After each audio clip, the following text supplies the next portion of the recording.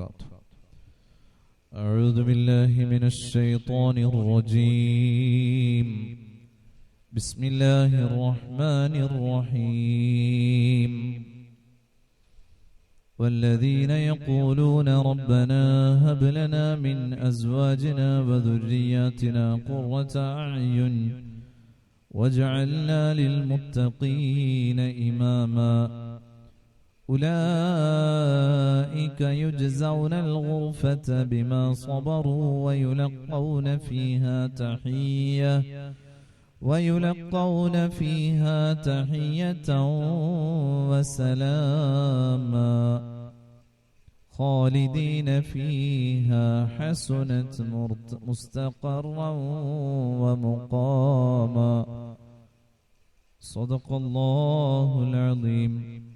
قال النبي صلى الله عليه وسلم كل مولود يولد على الفطرة فأبواه يهودانه وينصرانه ويمجسانه صدق رسول الله صلى الله عليه وسلم. محمد طابت الدنيا ببعثته محمد جاء بالآيات والحكم مولاي صل وسلم دائما أبدا على حبيبك خير الخلق كلهم. محمد ذكره روح لأنفسنا محمد شكره فرض على الأمم. يا ربي بالمصطفى بلغ مقاصدنا واغفر لنا ما مضى يا واسع الكرم. مولاي صل وسلم دائما أبدا على حبيبك خير الخلق كلهم وعلى أمة سيدنا محمد. ബഹുമാന ആദരവുകൾ നിറഞ്ഞ സ്നേഹമുള്ള ഉമ്മമാർ, സഹോദരിമാർ, പിഞ്ചോമന മക്കൾ, അല്ലാഹു സുബ്ഹാനഹു വ തആല നമ്മുടെ ഈ മജ്ലിസ് പരലോകത്ത് നമുക്ക് അനുകൂലമായി സാക്ഷി നിൽക്കുന്ന നല്ല സ്വാലിഹായ ഒരു മജ്ലിസായി നമ്മളിൽ നിന്ന് കബൂലാക്കട്ടെ.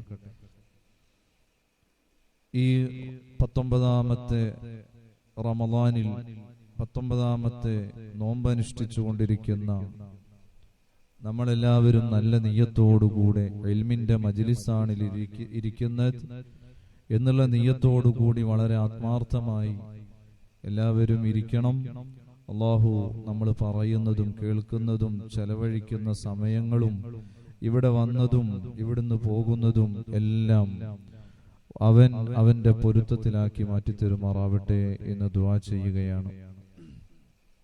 പ്രത്യേകിച്ച് ഇന്നോളം ഒരുപാട് ദിവസങ്ങളായി നമ്മുടെ ഈ മജ്ലിസ് ഇവിടെ നടന്നുകൊണ്ടിരിക്കുന്നു. എല്ലാ ദിവസവും പങ്കെടുക്കുന്ന സാധുക്കളായ ഉമ്മമാർ, സഹോദരിമാർ എല്ലാവർക്കും അല്ലാഹു ഖൈർ പ്രദാനം ചെയ്യട്ടെ എന്ന് ദുആ ചെയ്യുകയാണ്.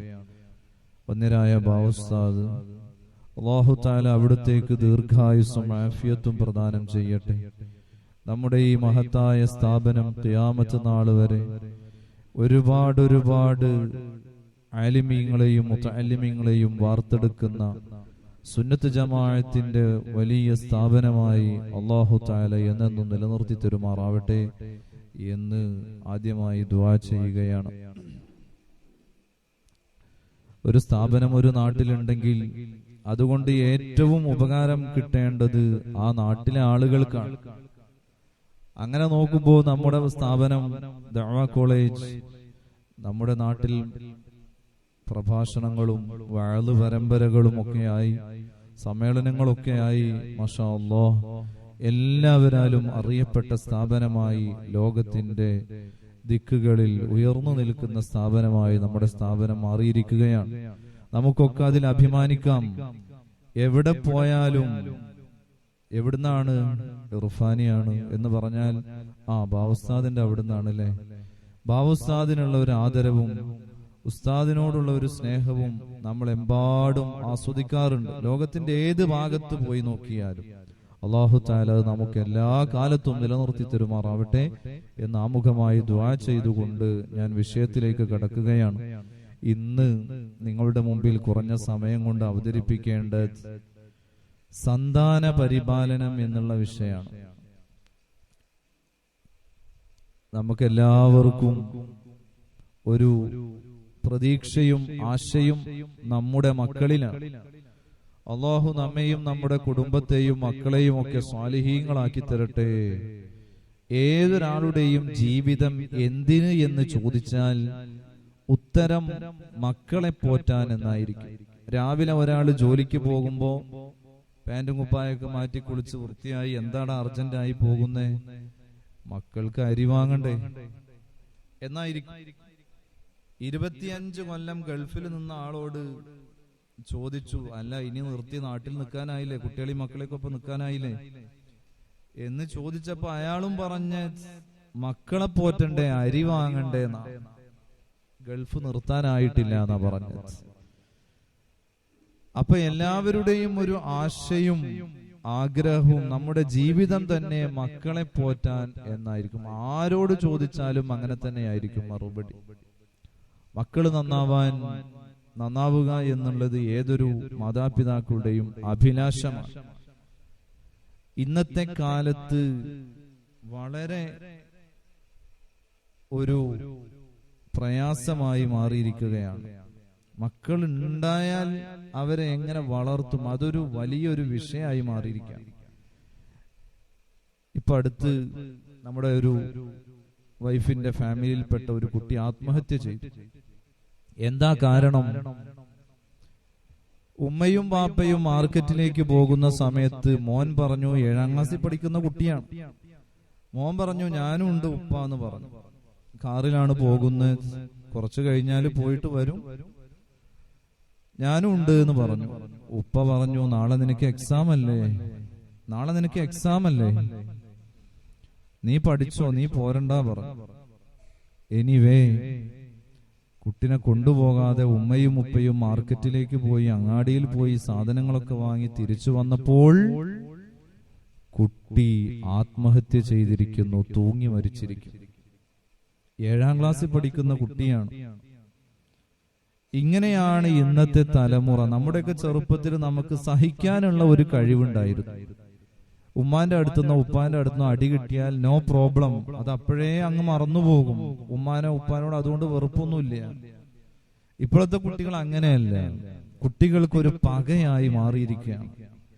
മോനെ ഒന്ന് അടിച്ചാൽ അല്ലെങ്കിൽ ഫോണ് വാങ്ങി വെച്ചാൽ കുട്ടികൾക്കൊരു പകയാണ്. ഈ ഉമ്മ എന്നെ ഒന്നിനും സമ്മതിക്കില്ലല്ലോ, ഉപ്പ എന്നെ ഒന്നിനും സമ്മതിക്കില്ലല്ലോ, കളിക്കാൻ പോട്ടെ, ഇപ്പൊ കളിക്കാൻ പോണ്ട, പിന്നെ കളിച്ചാൽ പോയാൽ മതി. മോനക്ക് വെറുപ്പായി മാറുകയാണ്. നമ്മുടെയൊക്കെ കുട്ടിപ്രായത്ത് നമ്മൾ കളിക്കാൻ പോയാൽ ചിലപ്പോ കളിക്കുന്ന അവിടുന്ന് ഉപ്പാര് വിളിച്ചിട്ട് വരും, ഇതാ ഒന്ന് കടയിൽ പോവാണ്ട് വേഗം വായോ, കളിന്റെ അടിയിൽ നിന്ന് നമ്മൾ വീട്ടിലേക്ക് വരും. അതുകൊണ്ട് നമുക്ക് ഒരു പ്രയാസം ഉണ്ടായിരുന്നില്ല. ഇപ്പോഴത്തെ കുട്ടികൾ അങ്ങനെയല്ല. അതുകൊണ്ട് ഇപ്പോഴത്തെ കുട്ടികളെ നോക്കി വളർത്തുന്നത് വളരെ പ്രയാസകരമേറിയ ദുഷ്കരമായ ഒരു കാര്യമായിട്ടാണ് രക്ഷിതാക്കൾക്ക് പറയാനുള്ളത്. ഏത് രക്ഷിതാക്കളോട് ചോദിച്ചാലും മക്കളെ കൊണ്ട് എന്തെങ്കിലുമൊക്കെ ഒരു പ്രയാസമുള്ളവർ ഉണ്ട്. അത് ചിലപ്പോ വാക്കുകൊണ്ടായിരിക്കാം. അവൻ തട്ടുത്തരം പറയാണ്, ഉസ്താദ് എന്ത് പറഞ്ഞാലും തട്ടുത്തരം പറയാം, നമ്മൾ പറഞ്ഞതിനെതിരെ ഓപ്പോസിറ്റ് അവൻ ഇങ്ങോട്ട് പറയുന്നത്. ഇങ്ങനെയാണ് രക്ഷിതാക്കളുടെ വർത്തമാനങ്ങൾ. മക്കള് നന്നാവാൻ പ്രധാനമായിട്ടും 2 കാര്യങ്ങളാണ് വേണ്ടത്. ഒന്ന് പ്രാർത്ഥനയാണ്. എപ്പോഴും മക്കൾ നന്നാവാൻ വേണ്ടി പ്രാർത്ഥിക്കണം. അതുപോലെ പ്രവൃത്തിയും. ഞാൻ ആദ്യം പറഞ്ഞ ആയത്തൊന്ന് ഞാൻ വിശദീകരിക്കാം. വല്ലദീന യഖൂലൂന റബ്ബനാ ഹബ് ലനാ മിൻ അസ്വാജിനാ വദുർരിയാതിനാ ഖുർറത അഅ്യുനിൻ വജഅൽനാ ലിൽ മുത്തഖീന ഇമാമാ. അല്ലാഹു സുബ്ഹാനഹു വ തആല സൂറത്തുൽ ഫുർഖാനിലൂടെ പറയാണ്, വല്ലദീന യഖൂലൂന റബ്ബനാ ഹബ് ലനാ മിൻ അസ്വാജിനാ വദുരിയാതിനാ. അല്ലാഹുവേ, നിന്റെ ഓശാരമായി എനിക്ക് കൺകുളിർമയുള്ള കുടുംബത്തെയും കൺകുളിർമയുള്ള മക്കളെയും നിന്റെ ഓശാരമായി നീ എനിക്ക് നൽകണം. ഖുർറത അയ്യുൻ എന്ന് പറഞ്ഞാൽ കൺകുളിർമയുള്ള മക്കൾ എന്നാണ്. പല തഫ്സീറുകളും ഇതിന് മുഫസ്സിരീങ്ങൾ കൊടുത്തിട്ടുണ്ട്. ബിഅൻ തറാഹും യഅ്ബുദൂന ഇയ്യാക, അവർ നിന്നെ ആരാധിക്കുന്നത് കാണുമ്പോൾ നിങ്ങൾക്ക് കൺകുളിർമയുണ്ടാകും, അല്ലാഹുവിനെ ഇബാദത്ത് ചെയ്യുന്നത് കാണുമ്പോൾ. ഇങ്ങനെ പല തഫ്സീറുകളും കൊടുത്ത ആളുകളുണ്ട്. മക്കള് നന്നായി കിട്ടുക എന്നുള്ളതാണ് അതുകൊണ്ടുള്ള താല്പര്യം. ഈ ദുആ നമ്മൾ എപ്പോഴും വർദ്ധിപ്പിക്കണം. അറിയാത്ത ആളുകളുണ്ടെങ്കിൽ സൂറത്തുൽ ഫുർഖാനിന്റെ അവസാന ആയത്തുകൾ നോക്കിയാൽ കാണാം. റബ്ബനാ ഹബ് ലനാ മിൻ അസ്വാജിനാ വദുരിയാതിനാ ഖുർറത അയുനിൻ വജഅൽനാ ലിൽമുത്തഖീന ഇമാമാ. ഉസ്താദ് എപ്പോഴും പറയും, 18 വയസ്സായ ആണും പെണ്ണും ഈ ദുആ എപ്പോഴും വർദ്ധിപ്പിക്കണം എന്ന് പറയും. അവരുടെ ഭാവി വധുവാകാൻ വരുന്ന ആൾ, വരനാകാൻ വരുന്ന ആൾ ഈ രൂപത്തിലാവണം എന്ന് അള്ളാഹുവിനോട് ദുആ ചെയ്യാൻ 18 വയസ്സായ ആളുകളൊക്കെ ദുആർക്കണം എന്ന് ഉസ്താദ് പറയാറുണ്ട്. റബ്ബനാ ഹബ് ലനാ മിൻ അസ്വാജിനാ വദുരിയാതിനാ ഖുർറത അയുനിൻ വജഅൽനാ ലിൽമുത്തഖീന ഇമാമാ ഉലൈക യുജ്സൗനൽ ഗുർഫത ബിമാ സബറൂ വയുലഖൗന ഫീഹാ തഹിയ്യതൻ വസലാമാ ഖാലിദീന ഫീഹാ ഹസനത് മുസ്തഖറൻ വമുഖാമാ.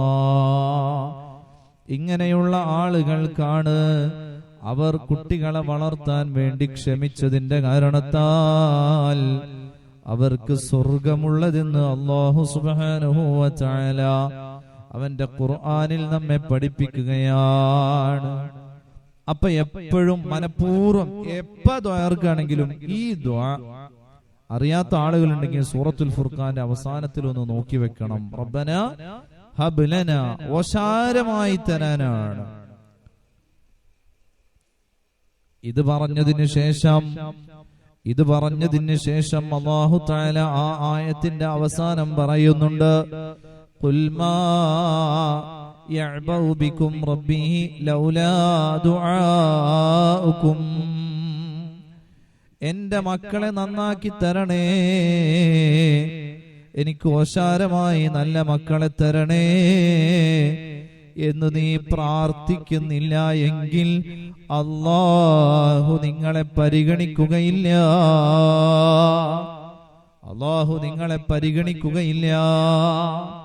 അതുകൊണ്ട് ഈ ദുആ എപ്പോഴും നമ്മൾ ദുആർക്കണം. എത്ര വലിയ മക്കളുണ്ടെങ്കിലും ശരി, മക്കളൊക്കെ വലുതായില്ലേ, ഇനി എന്തിനാണ് ഞാനിങ്ങനെ ദുആർക്കുന്നതെന്ന് വിചാരിക്കാൻ പാടില്ല. മക്കള് നന്നാവുക എന്നുള്ളത് ഒരു കുരുത്തമാണ്. അതെല്ലാവർക്കും കിട്ടിക്കൊള്ളണമെന്നില്ല. ഏത് ഉസ്താദിന്റെ മോനായിട്ടും കാര്യമില്ല, ഏത് തങ്ങളെ മോനായിട്ടും കാര്യമില്ല. ചിലപ്പോൾ അവരായിരിക്കും കള്ളുകുടിയന്മാരായി മാറുന്നത്. എന്റെ പരിചയത്തിലുള്ള ഒരു വലിയ ഉസ്താദുണ്ട്. ആ ഉസ്താദിന്റെ മോൻ കള്ളുകുടിയനാണെന്ന് നാട്ടിലൊക്കെ മഷ്ഹൂറാണ്, എല്ലാവർക്കും പ്രസിദ്ധമാണ്.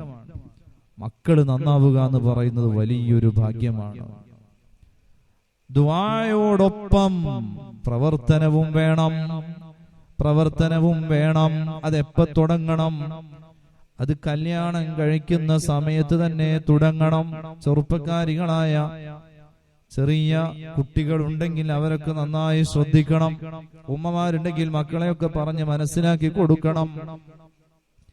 വിവാഹ ജീവിതത്തെ അല്ലാഹു തആല ഉപമിച്ചത് കൃഷിയിടത്തോടാണ്. ഒരു കൃഷിയിടത്തോടാണ് അല്ലാഹു തആല വിവാഹ ജീവിതത്തെ ഉപമിച്ചിട്ടുള്ളത്. നിസാഉകും ഹർസുൽ ലക്കും, നിങ്ങളുടെ ഭാര്യമാർ നിങ്ങൾക്കുള്ള കൃഷിയിടമാണ്. കൃഷിയിടമാണ് എന്ന് പറഞ്ഞാൽ കൃഷി ഇറക്കുമ്പോ നന്നായി ശ്രദ്ധിക്കണം. നല്ല വിത്ത് വേണം, നല്ല ഉഷാറുള്ള വിത്ത് വേണം, നല്ല കൃഷിയിടം വേണം, നല്ല ഉഴുതുമറിക്കണം. എന്നിട്ട് അതിൽ വിത്ത് നടണം. അതിനാ വിത്ത് നടുന്നതിന് തന്നെ കാലാവസ്ഥ പരിഗണിക്കണം. നല്ല മഴയുള്ള സമയത്ത് വിത്ത് നട്ടാൽ അത് പെട്ടെന്ന് പിടിക്കും. നല്ല വിത്തൊരു പാറയുടെ മുകളിൽ കൊണ്ടുപോയി നട്ടിട്ട് കാര്യമില്ല. ഒരു ചീത്ത വിത്ത് നല്ല ഫലഭൂയിഷ്ഠമായ മണ്ണിൽ കൊണ്ടുപോയി നട്ടിട്ടും കാര്യമില്ല. വിത്ത് നല്ലതാവണം, ഭൂമിയും നല്ലതാവണം. അപ്പൊ ഭാര്യാഭർത്താക്കന്മാരാണ് വിത്തും കൃഷിയിടം എന്നൊക്കെ പറയുന്നത്. ഭാര്യാഭർത്താക്കന്മാരാണോ? നല്ലവരെ സെലക്ട് ചെയ്യണം. ഭർത്താവായിട്ട് ദീനുള്ളവരെയാണ് സെലക്ട് ചെയ്യേണ്ടത്, ഭാര്യയായിട്ട് ദീനുള്ളവരെയാണ് സെലക്ട് ചെയ്യേണ്ടത്. അപ്പോഴാണ് നല്ല വിത്തും നല്ല കൃഷിയിടവും ഒക്കെ ആകുന്നത്. അതിൽ നട്ട് കഴിഞ്ഞാൽ പിന്നെയും വളവും വെള്ളവും ഒക്കെ ചേർത്ത് അതിനെ നന്നായി സമ്പുഷ്ടമാക്കി എടുക്കാൻ. ഒരു വിത്ത് നട്ട് നമ്മൾ പോന്നത് ഉണ്ടായിക്കൊള്ളണമെന്നില്ല. അതിന് പിന്നെ വെള്ളം ഒഴിച്ചു കൊടുക്കണം, ഇടയ്ക്കിടയ്ക്ക് വെള്ളം ഒഴിച്ചു കൊടുക്കണം. കുറച്ചൊക്കെ വലുതായി കഴിഞ്ഞാൽ വളമിട്ട് കൊടുക്കണം. അതുപോലെയുള്ള കാര്യങ്ങളെല്ലാം ശ്രദ്ധിച്ചാലേ ഒരു വിത്ത് നന്നായി വരികയുള്ളൂ. അതുപോലെ തന്നെയാണ് വിവാഹ ജീവിതവും. കല്യാണം കഴിഞ്ഞ് ഭാര്യാഭർത്താക്കന്മാർ പ്രത്യുൽപാദനം എന്നുള്ള ഉദ്ദേശത്തോടുകൂടി ശാരീരിക ബന്ധത്തിൽ ഏർപ്പെടുമ്പോൾ ഉള്ള ദിക്റുകളുണ്ട്. ആ ദിക്റുകൾ ചൊല്ലണം. അല്ലാഹുമ്മ ജന്നിബ്ന ശൈത്താൻ വജന്നിബിശ് ശൈത്താന ഫീമാ റസഖ്തനാ. അവിടെ വെച്ചുകൊണ്ട് തന്നെ നമ്മുടെ കുട്ടിയുടെ വളർച്ച ആരംഭിക്കുകയാണ്. നമ്മുടെ കുട്ടി എന്ന് പറയുന്നത് നന്നായി കിട്ടണമെന്നുള്ള ആഗ്രഹമുള്ള ഉപ്പമാര് ആരാണ് ഇല്ലാത്ത? അവരെ എവിടുന്ന് തന്നെ തുടങ്ങണം. വിവാഹ ജീവിതത്തോടു കൂടി തന്നെ ആരംഭിക്കണം. ഇന്ന ശൈത്താന യജ്രി ഫീ മജ്റദ്ദം. ശൈത്താൻ രക്തം ഏതിലൂടെയെല്ലാം പോകുന്നുണ്ടോ അവിടെയെല്ലാം ശൈത്താൻ സഞ്ചരിക്കുന്നതാണ്. തലച്ചോറിലും ശൈത്താൻ കയറിക്കൂടും. ഇങ്ങനെ ശരീരത്തിന്റെ എല്ലാ ഭാഗത്തും ശൈത്താൻ എത്തിപ്പെടാത്ത ഒരു ഏരിയയും ഇല്ല.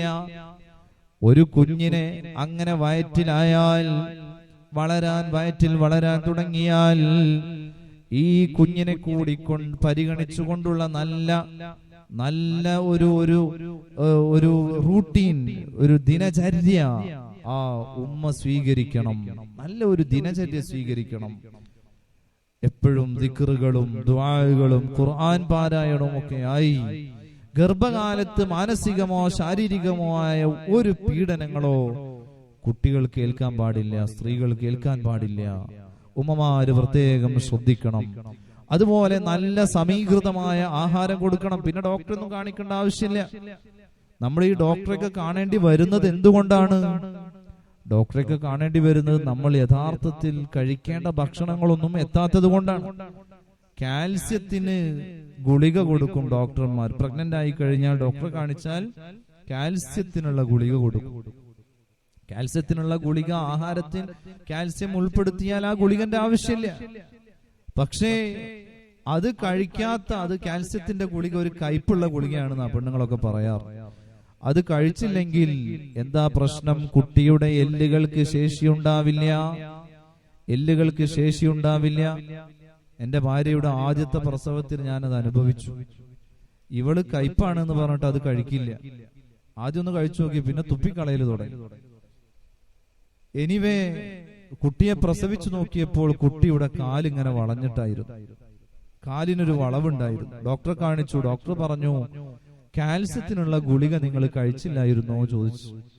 അപ്പൊ അവള് പറഞ്ഞു, ഞാനത് കഴിച്ചിട്ടില്ല, അത് കയ്പായിരുന്നു പറഞ്ഞു. ആ കാൽസ്യത്തിന്റെ കുറവ് കുട്ടിക്ക് ബാധിച്ചു. പിന്നീട് അതിന് കുട്ടിക്ക് വേറെ മരുന്ന് കൊടുക്കേണ്ടി വന്നു.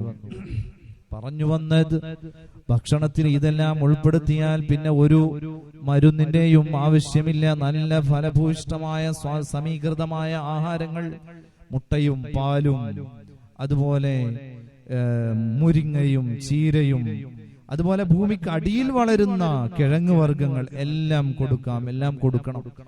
അതൊക്കെയാണ് കുട്ടികൾക്ക് ലഭിക്കുന്നത്. അപ്പൊ കുട്ടികളുടെ ശരീരത്തിൽ ഓട്ടോമാറ്റിക് ആയിട്ട് പ്രോട്ടീൻസും വിറ്റാമിൻസും ഫാറ്റ്സുകളും എല്ലാം കുട്ടികൾക്ക് ഓട്ടോമാറ്റിക് ആയി ഉമ്മയുടെ ശരീരത്തിൽ നിന്ന് ലഭിക്കും. അതോടൊപ്പം മാനസികമായിട്ടുള്ള പീഡനങ്ങൾ ഈ ഗർഭം ധരിച്ച ഈ സ്ത്രീ ഏൽക്കാൻ പാടില്ല. ഉമ്മമാര് പ്രത്യേകം ശ്രദ്ധിക്കണം. ഗർഭിണികളായ സ്ത്രീകളെ ഒരു നിലക്കും പ്രയാസപ്പെടുത്താൻ പാടില്ല. മാനസികമായിട്ടോ ശാരീരികമായോ ആയ പീഡനങ്ങൾ പാടില്ല. ടെൻഷനുകൾ, മാരകമായ പ്രയാസങ്ങൾ ഗർഭസ്ഥ ശിശുവിനുണ്ടാക്കുമെന്നാണ് ആരോഗ്യ വിദഗ്ധരൊക്കെ പറയുന്നത്. നല്ല മനസ്സമാധാനം കൊടുക്കണം, നല്ല സമാധാനം കൊടുക്കണം. അതൊക്കെ അതുകൊണ്ടാണ് നമ്മുടെ നാട്ടിലൊക്കെ പ്രഗ്നന്റ് ആയി കഴിഞ്ഞ് 7-ാം മാസമായാല്, ഇവിടെ ഉണ്ടോന്ന് അറിയില്ല, നമ്മുടെ നാട്ടിലൊക്കെ ഉണ്ട്, 7-ാം മാസം ആയി കഴിഞ്ഞാൽ സ്വന്തം വീട്ടിലേക്ക് കൂട്ടിക്കൊണ്ടുവരും. ഇവിടെയൊക്കെ ഉണ്ടാവേണ്ടതാണ്. എന്തിനാണത്? തന്റെ ഉമ്മായുടെ കീഴിൽ സന്തോഷത്തോടെ ആ മോള് കഴിയാനാണ്. അതുകൊണ്ട് ഭർത്താവിന്റെ വീട്ടിൽ സുഖമില്ലാന്നൊന്നുമല്ല അതിന്റെ അർത്ഥം. ഒന്നും കൂടി കൂടുതൽ ഉമ്മാക്ക് ശ്രദ്ധിക്കാൻ പറ്റും. ഭർത്താവിന്റെ ഉമ്മക്ക് അത്രത്തോളം ശ്രദ്ധിക്കാൻ പറ്റിക്കോളണമെന്നില്ല. അപ്പൊ സ്വന്തം ഉമ്മയാകുമ്പോൾ ഒന്നും കൂടി ശ്രദ്ധിക്കാൻ പറ്റും. അതുകൊണ്ടാണ് 7-ാം മാസമൊക്കെ എന്ത് ചെയ്യണത്? കുട്ടികളെ, പ്രഗ്നന്റ് ആയ കുട്ടികളെ, പെണ്ണുങ്ങളെ കൂട്ടിക്കൊണ്ടുവരുന്നത്. അതുപോലെ തന്നെ 9-ാം മാസം ഉണ്ട് ഒരു, എന്താ അതിന് പറയല്, പള്ള കാണൽ എന്ന് പറയുന്നത്. പള്ള അങ്ങനെ പൊക്കി കാണുന്നില്ല, പള്ള കാണൽ എന്ന് പറയുന്ന ഒരു പരിപാടി ഉണ്ട്. ഇതെല്ലാം എന്തിനാണ്? അവർക്കൊരു സന്തോഷവും അവർക്കൊരു മനസ്സമാധാനവും അവർക്കൊരു ഉണർവും ലഭിക്കാൻ, അവർക്കൊരു ടെൻഷനും ഉണ്ടാവാൻ പാടില്ല. എല്ലാവരും എന്റെ കൂടെയുണ്ട് എന്നുള്ള ഒരു ചിന്ത, തോന്നൽ ആ മക്കൾക്ക്, ആ പ്രഗ്നന്റായ ഉമ്മാക്ക് വേണം, സ്ത്രീക്ക് വേണം. പ്രസവം എന്ന് പറയുന്നത് വലിയ ഒരു സംഗതിയാണ്. വഫീ അൻഫുസികും അഫലാ തുബ്സിറൂൻ. 9 മാസം കഴിഞ്ഞാൽ അല്ലാഹു ഈ കുട്ടിയെ പുറത്തു കൊണ്ടുവരുന്നു. അല്ലാഹു തആല ഖുർആനിൽ ഒരുപാട് ആയത്തുകളിൽ ഇത് നമ്മെ ചിന്തിപ്പിക്കുന്നുണ്ട്. അഫറഅയ്തും മാ തുംനൂൻ, സൂറത്തുൽ വാഖിഅയിൽ കാണാം. അഫറഅയ്തും മാ തുംനൂൻ അൻതും തഖ്ലുഖൂനഹു അം നഹ്നുൽ ഖാലിഖൂൻ. നിങ്ങളാണോ ഗർഭസ്ഥ ശിശുവിനെ സൃഷ്ടിച്ചത്, അതോ നമ്മളാണോ സൃഷ്ടിച്ചത്? 9 മാസം വയറ്റിൽ കിടന്ന് പ്രസവിക്കുമ്പോൾ സുമ്മസ്സബീല യസ്സറാ, ആ സമയമാകുമ്പോൾ അല്ലാഹു തആല വഴി എളുപ്പമാക്കി കൊടുക്കുന്നു. തല മുകളിലായി കിടന്ന കുട്ടി പ്രസവ സമയത്ത് തല കീഴ്പോട്ടാക്കുന്നു ഓട്ടോമാറ്റിക്കലി. അതാ അല്ലാഹു തആലാന്റെ ഖുർആൻ പറയുന്നത് സുമ്മസ്സബീല യസ്സറാ.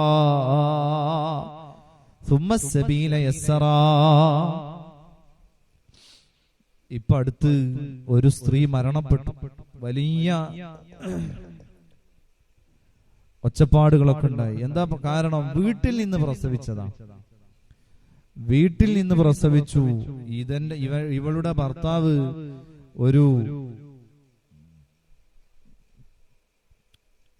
ഒരു സുജോക്ക് തെറാപ്പി എന്ന് പറയുന്ന തെറാപ്പി പഠിച്ചാണ്. അപ്പൊ അവൻ പറഞ്ഞ് നമുക്ക് ഹോസ്പിറ്റലിൽ നിന്ന് പോകേണ്ടതില്ല, നമുക്ക് വീട്ടിൽ തന്നെ പ്രസവിക്കാന്ന് പറഞ്ഞു. അങ്ങനെ പഞ്ചായത്തിനൊന്നും അറിയിക്കാതെ വീട്ടിൽ തന്നെ പ്രസവിച്ചു. കുട്ടി മരണപ്പെട്ടു.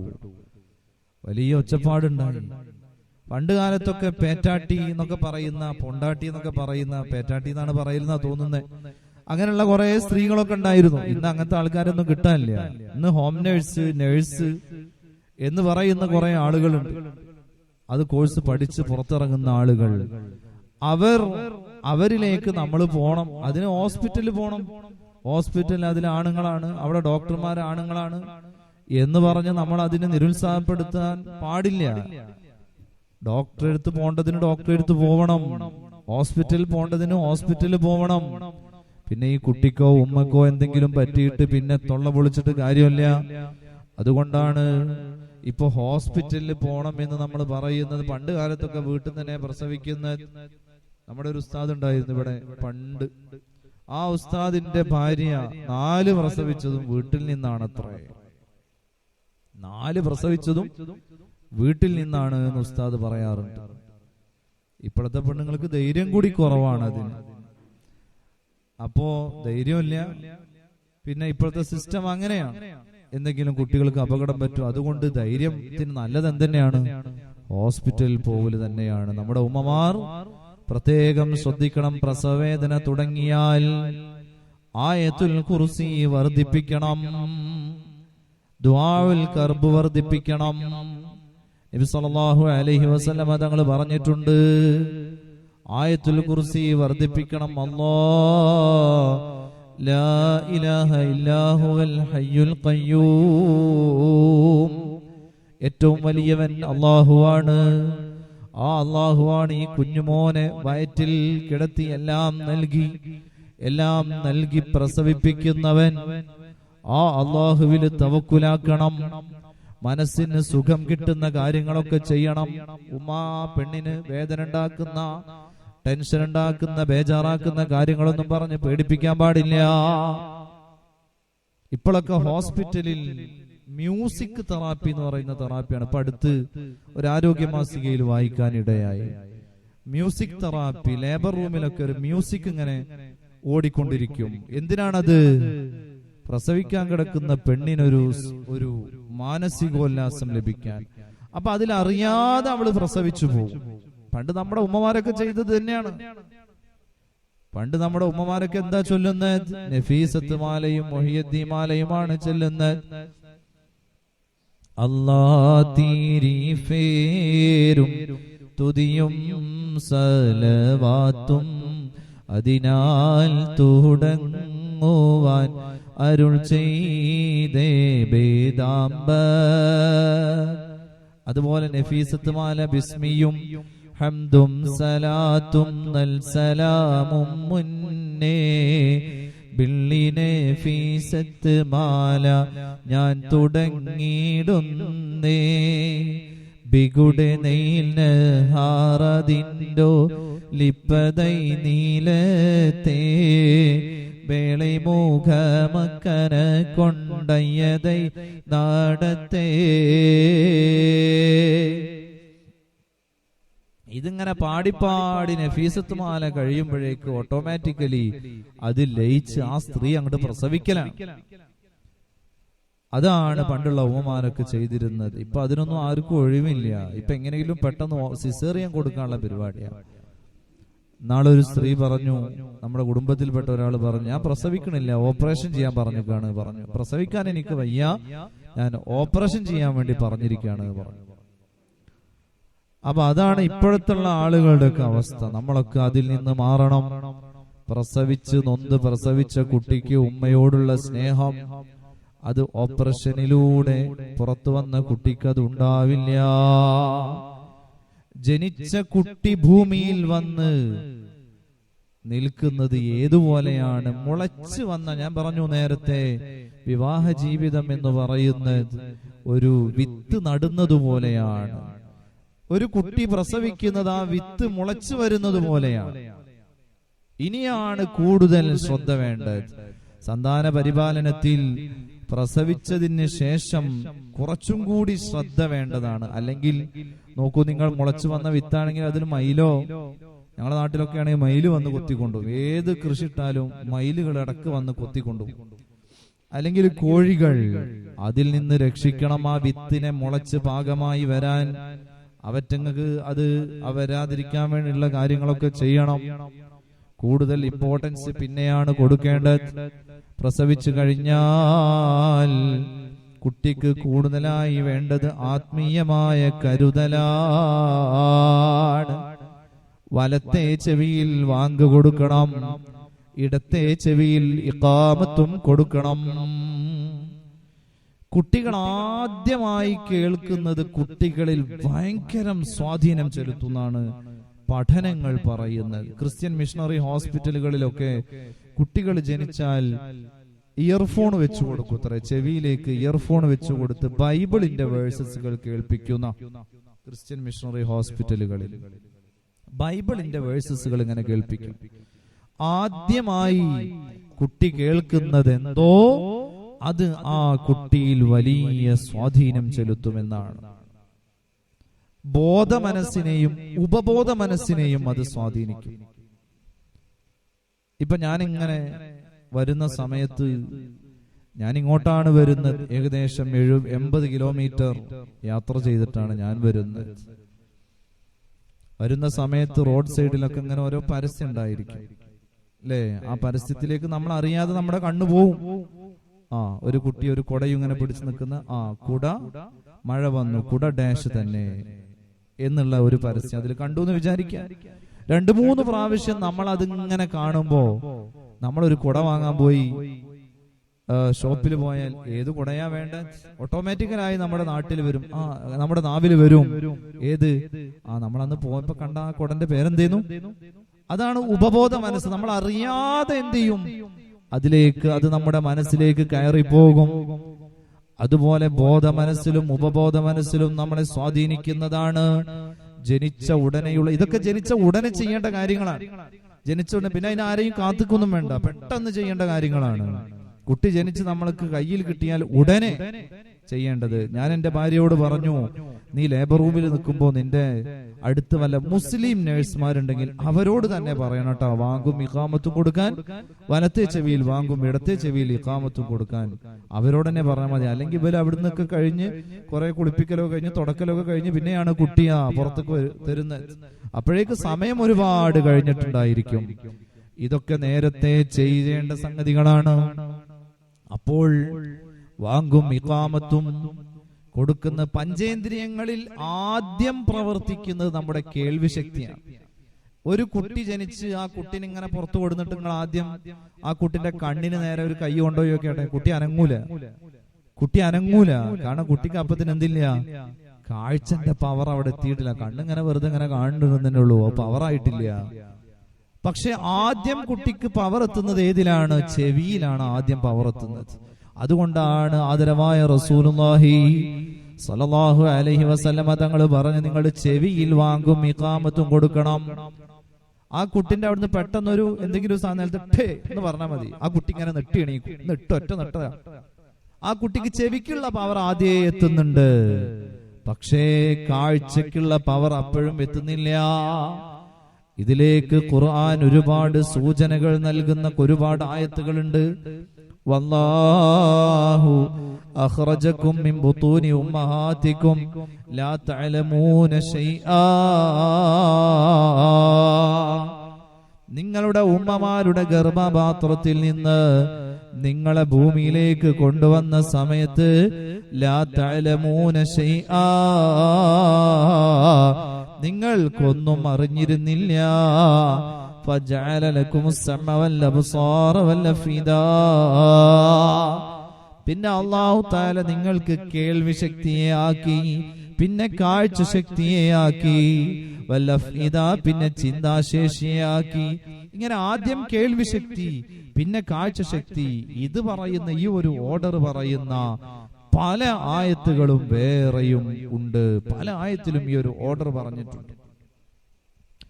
കുട്ടിനെ പ്രസവിച്ച് കയ്യിൽ കിട്ടിയാൽ ഉടനെ ബഹുമാനപ്പെട്ട മറിയം ബീവി റളിയല്ലാഹു തആല അൻഹാ മഹദിയെ പ്രസവിച്ച സമയത്ത് അവിടുത്തെ ഉമ്മ ഹംന ബീവി അവര് ദ്വാർന്ന ഒരു ദുആയുണ്ട്, ഇന്നി ഉഈദുഹാ ബിക വദുരിയതഹാ മിനശ് ശൈത്വാനിർ റജീം. ഈ കുട്ടിയെ അല്ലാഹ് ശൈത്താനിൽ നിന്ന് ഞാൻ കാവല് ചോദിക്കുന്നു. ഇതിനൊക്കെ ഒരാളെ തേടി പോണ്ട ആവശ്യമൊന്നുമില്ല. നമ്മുടെ മകള് പ്രസവിച്ചാൽ, മരുമകള് പ്രസവിച്ചാൽ നമ്മളെ അടുത്തുള്ള നമുക്ക് തന്നെ ചെയ്യാം. ഇന്നി ഉഈദുഹാ ബിക വദുരിയതഹാ മിനശ് ശൈത്വാനിർ റജീം. ഫുഖഹാക്കൾ പറയുന്നത് കാണാം, ഉഈദുഹാ ബിക ഇവിടെ സ്ത്രീയുടെ സീഗ ഇട്ടിട്ടാ ഇവിടെ പറഞ്ഞത്. ഉഈദുഹാ എന്ന് പറഞ്ഞാൽ മറിയമിനെ ഞാൻ കാവല് തേടുന്നു എന്നാ പറഞ്ഞത്. ആൺകുട്ടി ജനിച്ചാലും ഇതന്നെ ദുആ ചെയ്യാം എന്ന് ഫുഖഹാക്കൾ പറയുന്നത് കാണാം. അതുപോലെ ഖുൽ ഹുവല്ലാഹ് സൂറത്ത്, സൂറത്തുൽ ഫലഖ്, സൂറത്തുൻ നാസ് ഇതെല്ലാം ഓതി മന്ത്രിക്കണം. മുഅവ്വിദത്തൈനി ഓതി മന്ത്രിക്കണം. അതുപോലെ തന്നെയാണ് കുട്ടിക്ക് ഇതൊക്കെ ആത്മീയമായ മരുന്നുകളാണ്. കുട്ടിക്ക് ജനിച്ച ഉടനെ നൽകേണ്ടതാണ്. ജനിച്ച ഉടനെ മിനിറ്റുകൾ കൊണ്ട് അല്ലെങ്കിൽ മണിക്കൂറുകൾ കൊണ്ട് സെക്കൻഡുകൾ കൊണ്ട് ചെയ്തു തീർക്കേണ്ട ആത്മീയമായ മരുന്നുകളാണ്. കുട്ടിക്ക് പെട്ടെന്ന് കൊടുക്കേണ്ടതാണ്. അതുപോലെയാണ് ഭൗതികമായ ആഹാരവും നൽകണം. ഭൗതികമായ ആഹാരം തഹ്നീക്ക് അത് സുന്നത്താണ്. നല്ല ഒരാളെ കൊണ്ട് ഒരു ഈത്തപ്പഴം കാരക്കാലെങ്കിൽ അത് ചവച്ചരച്ച് ആ തുപ്പുനീര് ആ കുട്ടിയുടെ വായിലേക്ക് ഒറ്റിച്ചു കൊടുക്കണം.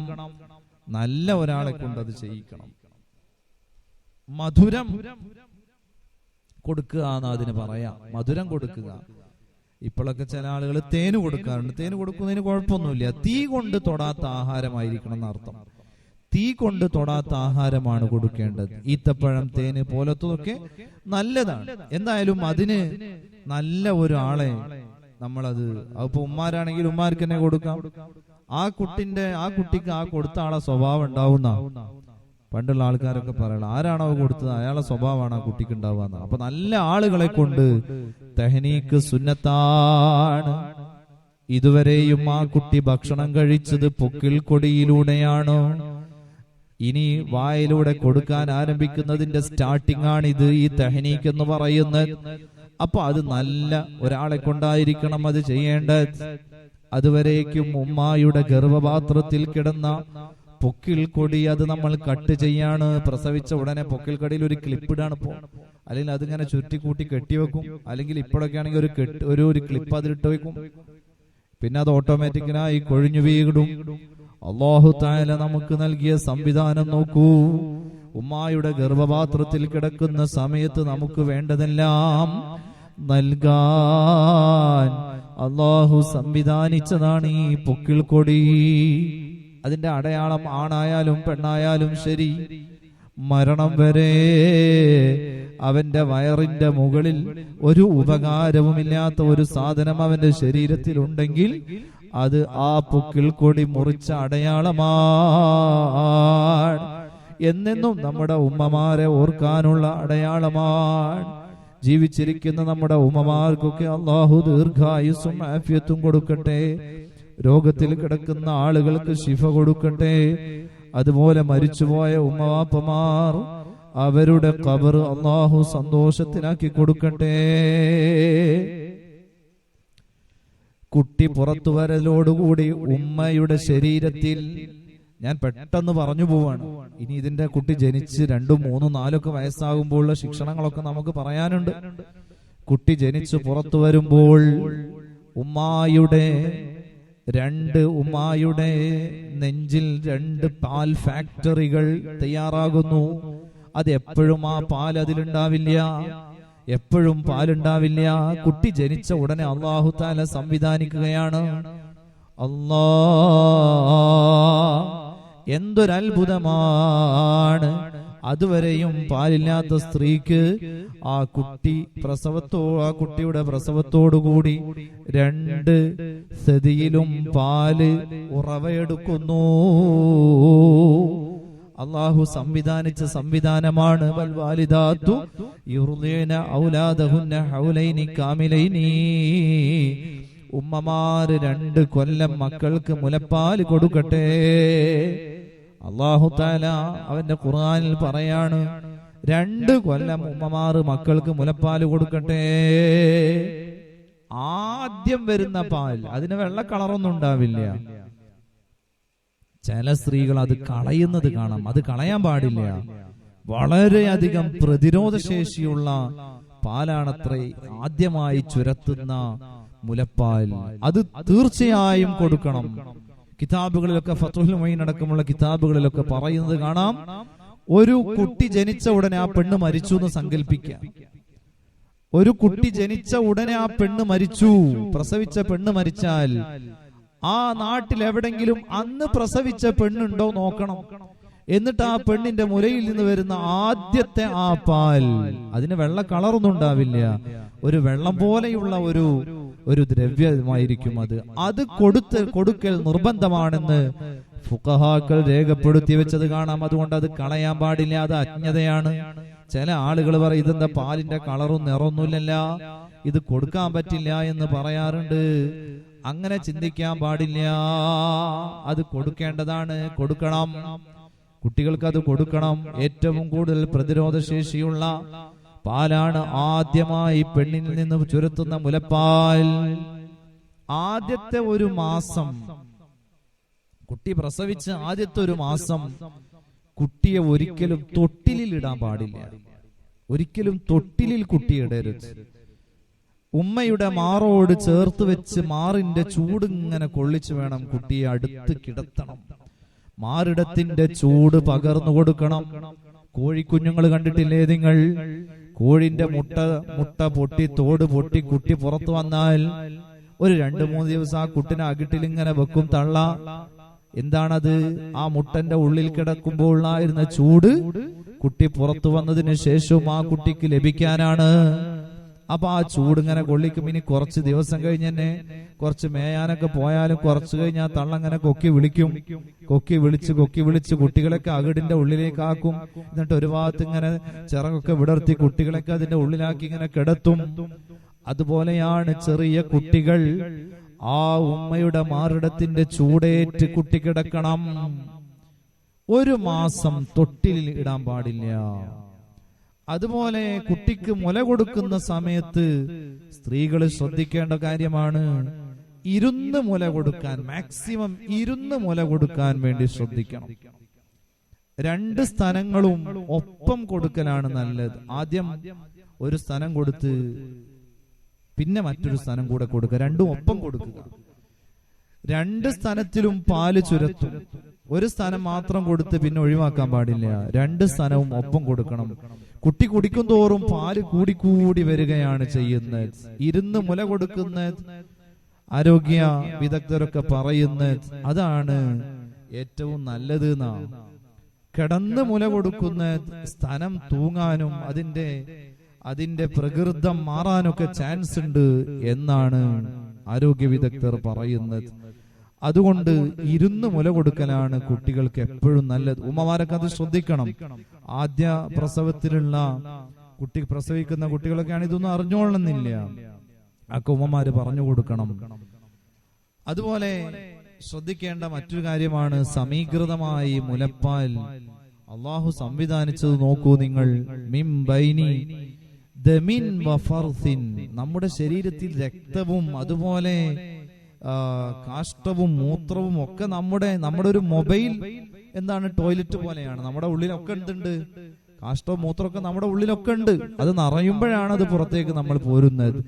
ഇതിന്റെ ഇടയിൽ നിന്നും അല്ലാഹു തആല ഈ പാൽ ചുരത്തി കുട്ടിക്ക് നൽകുകയാണ്. എത്ര സമീകൃതമായതാണ് ഈ മുലപ്പാൽ എന്ന് പറയുന്നത്. 6 മാസം ഡോക്ടർമാരൊക്കെ പറയുന്ന 6 മാസം കുട്ടിക്ക് മുലപ്പാല് തന്നെ ധാരാളമാണ്. കുട്ടിക്ക് കഫക്കെട്ട്, ശ്വാസം മുട്ട് പോലത്തതൊക്കെ വരാതിരിക്കാൻ 6 മാസം നിങ്ങൾ എന്തെന്നെ കൊടുത്താൽ മതി, മുലപ്പാല് തന്നെ കൊടുത്താൽ മതി എന്നാണ് പറയുന്നത്. ഉമ്മമാർക്ക് പിന്നെ പെട്ടെന്ന് തന്നെ ഭക്ഷണം കൊടുക്കാനുള്ള ഒരു താല്പര്യം കൊണ്ടും അതിന്റെ ഒരു ആഗ്രഹം കൊണ്ടും ഒരു 2-3 മാസം കൂടുമ്പോഴേക്കും എന്താവും, കുറയും മറ്റൊക്കെ കൊടുക്കലോടും. അതിന്റെ ഒന്നും ആവശ്യമില്ല. ജനിക്കുമ്പോൾ എല്ലാം തന്ന അള്ളാഹു എന്തുകൊണ്ടാണ് 6-7 മാസം വരെ നമുക്ക് പല്ല് തന്നില്ല? നമുക്ക് കണ്ണ് തന്നു, മൂക്ക് തന്നു, ചെവി തന്നു, നഖം തന്നു, കൈകാലുകൾ തന്ന അള്ളാഹു നമുക്ക് പല്ല് തന്നില്ല. എന്തേ കാരണം?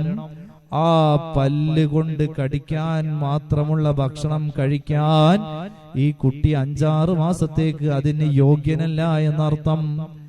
നമ്മൾ കുട്ടികളോട് സ്നേഹമുള്ള ആളുകളാണ്.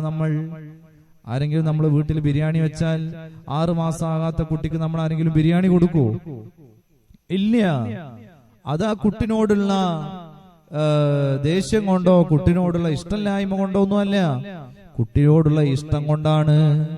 അത് കഴിക്കാൻ ആ കുട്ടി പാകമായിട്ടില്ല എന്നർത്ഥം. അതുകൊണ്ടാണ് എല്ലാം തന്ന അള്ളാഹു നമുക്ക് പല്ല് തരാതിരുന്നത്. 2 കൊല്ലം വൽവാലിദാത്തു യുർദിന ഔലാദഹുന്ന ഹൗലൈനി കാമിലൈനി. 2 പൂർണ്ണമായ വർഷങ്ങൾ ഉമ്മമാർ കുട്ടികൾക്ക് മുല കൊടുക്കണം. അപ്പോഴാണ് എല്ലിന് ശക്തി ഉണ്ടാകുള്ളൂ, പല്ലിന് ശക്തി ഉണ്ടാകുള്ളൂ, ആ കുട്ടിക്ക് നല്ല ബുദ്ധിശക്തി ഉണ്ടാകുള്ളൂ. അതിന് കുറച്ച് ഭർത്താക്കന്മാരും അതിന് സഹകരിക്കണം. 5-6 മാസം കഴിഞ്ഞ് പെണ്ണിനെ വീട്ടിൽ കൊടുന്നേക്കിന് അടുത്ത കുട്ടിന്റെ ഇത് തുടങ്ങാൻ പാടില്ല. കുറച്ചൊക്കെ ഒന്ന് വെയിറ്റ് ചെയ്യണം. അത് ഉമ്മമാരൊക്കെ പറഞ്ഞ് മക്കളോടൊക്കെ പറഞ്ഞ് മനസ്സിലാക്കണം. ഒരു 2 വർഷമെങ്കിലും ഈ കുട്ടിക്ക് നന്നായി മുലപ്പാല് ലഭിക്കണം. എങ്കിലാണ് ആ കുട്ടിയുടെ വളർച്ച പൂർണ്ണമാകുന്നത്. അല്ലെങ്കിൽ അടുത്ത ഗർഭം ധരിച്ചാൽ പിന്നെ ഈ കുട്ടിക്ക് മുലപ്പാല് നിർത്തും. 6 മാസം ആകുമ്പോഴേക്ക്, ചിലത് 3 മാസം ആകുമ്പോഴേക്ക് 90 കഴിഞ്ഞ് കൊടുക്കുമ്പോഴേക്ക് അടുത്ത ഗർഭം ധരിക്കും. അതിനൊക്കെ കുറച്ച് സാവകാശം കൊടുക്കണം. 2 വർഷം അല്ലാഹു തആല പറഞ്ഞ് വൽ വാലിദാതു യുർലീന ഔലാദഹുന്ന ഹൗലൈനി കാമിലൈൻ. 2 വയസ്സുവരെ കുട്ടിക്ക് നല്ല മുലപ്പാല് കൊടുക്കണം. ഇനിയാണ് നമ്മുടെ പോയിന്റിലേക്ക് വരേണ്ട. സ്വഭാവ രൂപീകരണത്തിന്റെ വർഷം തുടങ്ങുന്നത് 2 വയസ്സ് മുതലാണ്. 3 വയസ്സുവരെ കുട്ടികൾക്ക് നല്ല ഒരു പ്രകൃതമായിരിക്കും. കുല്ലു മൗലൂദിൻ യൂലദു അലൽ ഫിത്ര. എല്ലാ കുട്ടികളും ജനിക്കുന്നത് നല്ല പ്രകൃതത്തിലാണ്. അബവാഹു യുഹവ്വിദാനിഹി വയുനസ്സിറാനിഹി വയുമജ്ജിസാനിഹി. അവന്റെ ഉമ്മവാപ്പമാരാണ് അവനെ യഹൂദിയാക്കി മാറ്റുന്നത്, അവനെ നസ്രാനിയാക്കി മാറ്റുന്നത്, അവനെ മജൂസിയാക്കി മാറ്റുന്നത്. ആദരവായ റസൂലുള്ളാഹി സ്വല്ലല്ലാഹു അലൈഹി വസല്ലമ തങ്ങൾ പറയാണ്, ഇനിയുള്ള കാലം കുട്ടികളുടെ സ്വഭാവ രൂപീകരണത്തിൽ പ്രധാനപ്പെട്ട കാലമാണ്. ഈ സന്താന പരിപാലനത്തിൽ ഏറ്റവും ശ്രദ്ധിക്കേണ്ട ഒരു പീരീഡാണ് ഈ പീരീഡ്. 3-6, 6-9, 9-12, 12-19, ഇങ്ങനെ 4 പീരീഡ് ആക്കിയിട്ട് ഈ പീരീഡിനെ ഭാഗിക്കുന്നത് സൈക്കോളജിസ്റ്റുകളൊക്കെ ഭാഗിക്കുന്നത് കാണാൻ പറ്റും. ഏർലി ചൈൽഡ്ഹുഡ് എന്ന് പറയും. 3-6 വരെയുള്ള പീരീഡിന് ഏർലി ചൈൽഡ്ഹുഡ് എന്നാ പറയുന്നത്. പിന്നെ മിഡീവൽ പീരീഡ്, അതെപ്പോഴാണ്? 6-9 വരെ. 9-12, പിന്നെ 12-19 അഡോളസെന്റ് ഏജ്, കൗമാര കാലഘട്ടം. ഇതൊരു പ്രോബ്ലം ഏജ് എന്നാണ് ഈ കൗമാര കാലഘട്ടം തന്നെ അറിയപ്പെടുന്നത്.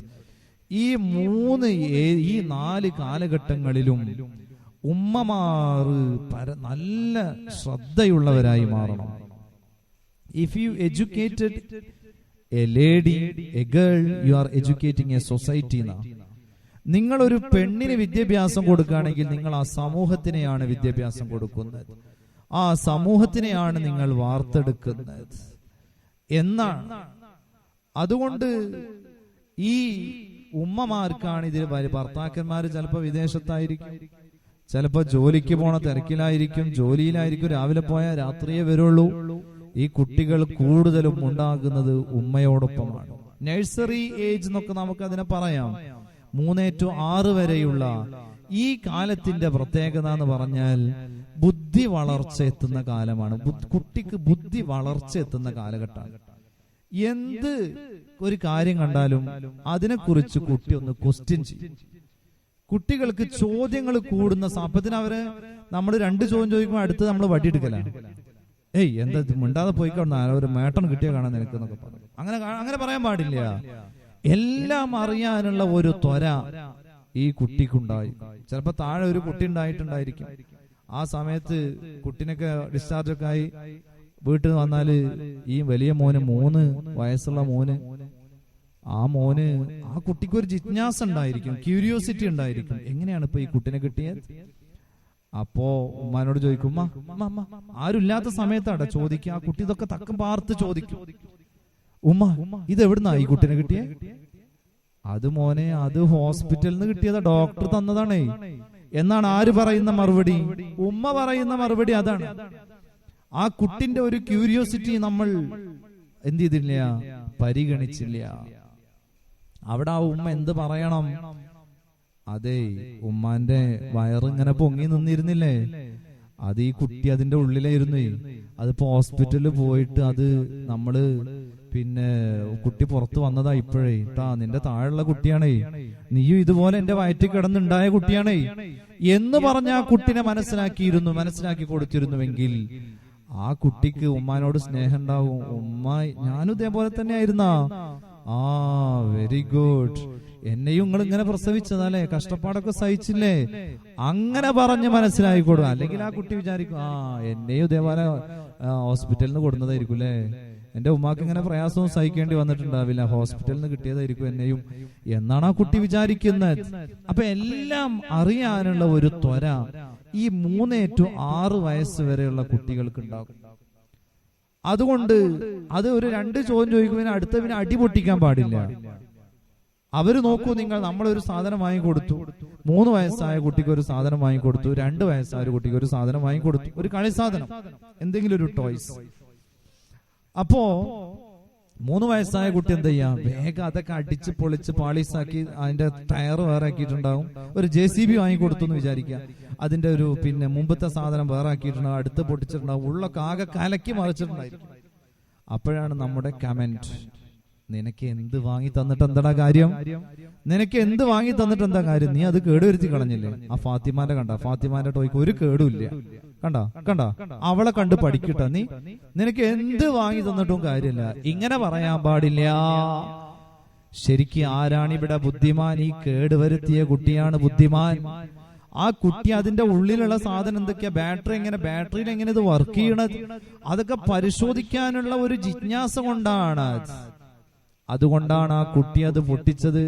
പക്ഷെ നമ്മൾ നേരെ തിരിച്ചാ കുട്ടിയോട് കമന്റ് അടിക്കുന്നത്, നീ എന്തൊരു ചെക്കന, നിനക്ക് ഇനി ഒന്നും വാങ്ങി തരില്ല കേട്ടാ, നിനക്ക് ഇനി ഒന്നും വാങ്ങി, ഒക്കെ ഫാത്തിമക്ക് എന്നെ തരുള്ളൂ. അവിടെ നമ്മൾ ആ കുട്ടിനെ പൊട്ടനാക്കാണ്. അത് പാടില്ല. ശരിക്കും ഇവനാണ് ബുദ്ധിമാൻ. കുട്ടികൾക്ക് ആദ്യം എന്തിനാണ് താല്പര്യം ഉണ്ടാവുക? തൊട്ടറിയാനാണ് ആദ്യം താല്പര്യം ഉണ്ടാകുക. പിന്നെ അത് ടേസ്റ്റ് നോക്കാനുള്ള താല്പര്യം ഉണ്ടാവും. ഒരു ചേരട്ട ഇങ്ങനെ പോവാണെങ്കിൽ കുട്ടികൾ ചേരട്ട എന്ന് പറഞ്ഞാൽ ആദ്യം അതിനൊന്ന് തൊടും, പിന്നെ തൊട്ടിട്ട് പിന്നെ നേരെ അതിനെ നാവിന്റെ അടുത്ത് കാണാ കൈ കൊണ്ടുവരിക. അല്ലെങ്കിൽ ഒരു പാറ്റ ഇങ്ങനെ പാറിക്കളിക്കുന്നു കണ്ടാൽ ആദ്യം അതിനെ തൊടാനുള്ള ഒരു ടെൻഡൻസി ഉണ്ടായിരിക്കും. പിന്നെ അതിനെ നാവിലേക്ക് ഇങ്ങനെ തൊട്ടിട്ട് അങ്ങനെ നാവിലേക്കൊന്ന് ടേസ്റ്റ് ചെയ്യാനുള്ള താല്പര്യം ഉണ്ടായിരിക്കും. അത് ഊതിക്കെടുത്താൻ പാടില്ല. അവിടെ നമ്മൾ ആ കുട്ടിയെ പറഞ്ഞ് മനസ്സിലാക്കി കൊടുക്കണം. അങ്ങനെ ഒരു കുട്ടി അല്ല എങ്കിൽ ആ കുട്ടിക്ക് എന്തെങ്കിലും അസുഖം ഉണ്ട് എന്നാ നമ്മൾ മനസ്സിലാക്കേണ്ടത്. അങ്ങനത്തെ ഒരു കുട്ടി അല്ലെങ്കിൽ ആ കുട്ടിക്ക് ബുദ്ധിപരമായിട്ട് എന്തോ കുഴപ്പമുണ്ട് നമ്മൾ മനസ്സിലാക്കണം. അതുപോലെ ഈ പ്രായത്തിലുള്ള മറ്റൊരു കാര്യമാണ് അനുകരണവാസന. അനുകരിക്കാനുള്ള ഒരു ടെൻഡൻസി ഉണ്ടായിരിക്കും. നിങ്ങള് വലിയ മുതിർന്ന കുട്ടികളെ ചീത്ത പറയുമ്പോ ചെറിയ കുട്ടി അവിടെ ഉണ്ടോ നോക്കണം. ഈ 3 വയസ്സായ കുട്ടി അവിടെ ഉണ്ടോ നോക്കണം. അവൻ അവിടെ ഉണ്ടെങ്കിൽ അല്ലെങ്കിൽ അവൾ അവിടെ ഉണ്ടെങ്കിൽ അവൻ കേൾക്കാതെ മറ്റേ കുട്ടിനെ ചീത്ത പറയാൻ പറ്റുള്ളൂ. അല്ലെങ്കിൽ നമ്മൾ എന്താണോ ചീത്ത പറഞ്ഞത് അത് ഈ കുട്ടി പിന്നെ വിളിക്കും. ഈ 3 വയസ്സായ കുട്ടി പിന്നെ അത് തന്തനെ വിളിക്കുക, ചിലപ്പോ നേരെ ഉപ്പാനെ വിളിക്കുക. കുട്ടിക്ക് ഇതൊന്നും അറിയില്ല. കുട്ടി എന്താ കേട്ടു, അതങ്ങോട്ട് എന്തായി, അതാണ് വിളിച്ചത്, അത്ര ഉണ്ടാവുള്ളൂ. ചിലപ്പോ കൽബേന്നായിരിക്കും, കൽബിന്റെ മലയാളമായിരിക്കും ചിലപ്പോ. അത് ഉപ്പാനെയും വിളിക്കും, കൽബേന്ന് ഉപ്പാനെ വിളിച്ചോ. കുട്ടിക്ക് ഇതിന്റെ അർത്ഥം നായാണ് കൽബാണെന്നൊന്നും കുട്ടിക്ക് അറിയില്ല. കുട്ടി അങ്ങോട്ട് വിളിച്ചാടും. എന്തുകൊണ്ട്? നേരത്തെ ഉമ്മ മൂത്ത കുട്ടിനെ വിളിക്കുന്നത് ഈ കുട്ടി കേട്ടിട്ടുണ്ട്. അനുകരണശേഷി പ്രായത്തിൽ വളരെ കൂടുതലാണ്. മൃഗങ്ങളിൽ അനുകരണശേഷിയില്ല. മൃഗങ്ങൾ അനുകരിക്കുന്ന പരിപാടി മൃഗങ്ങൾക്കില്ല. മനുഷ്യന്മാർക്ക് അത് കൂടുതലാണ്.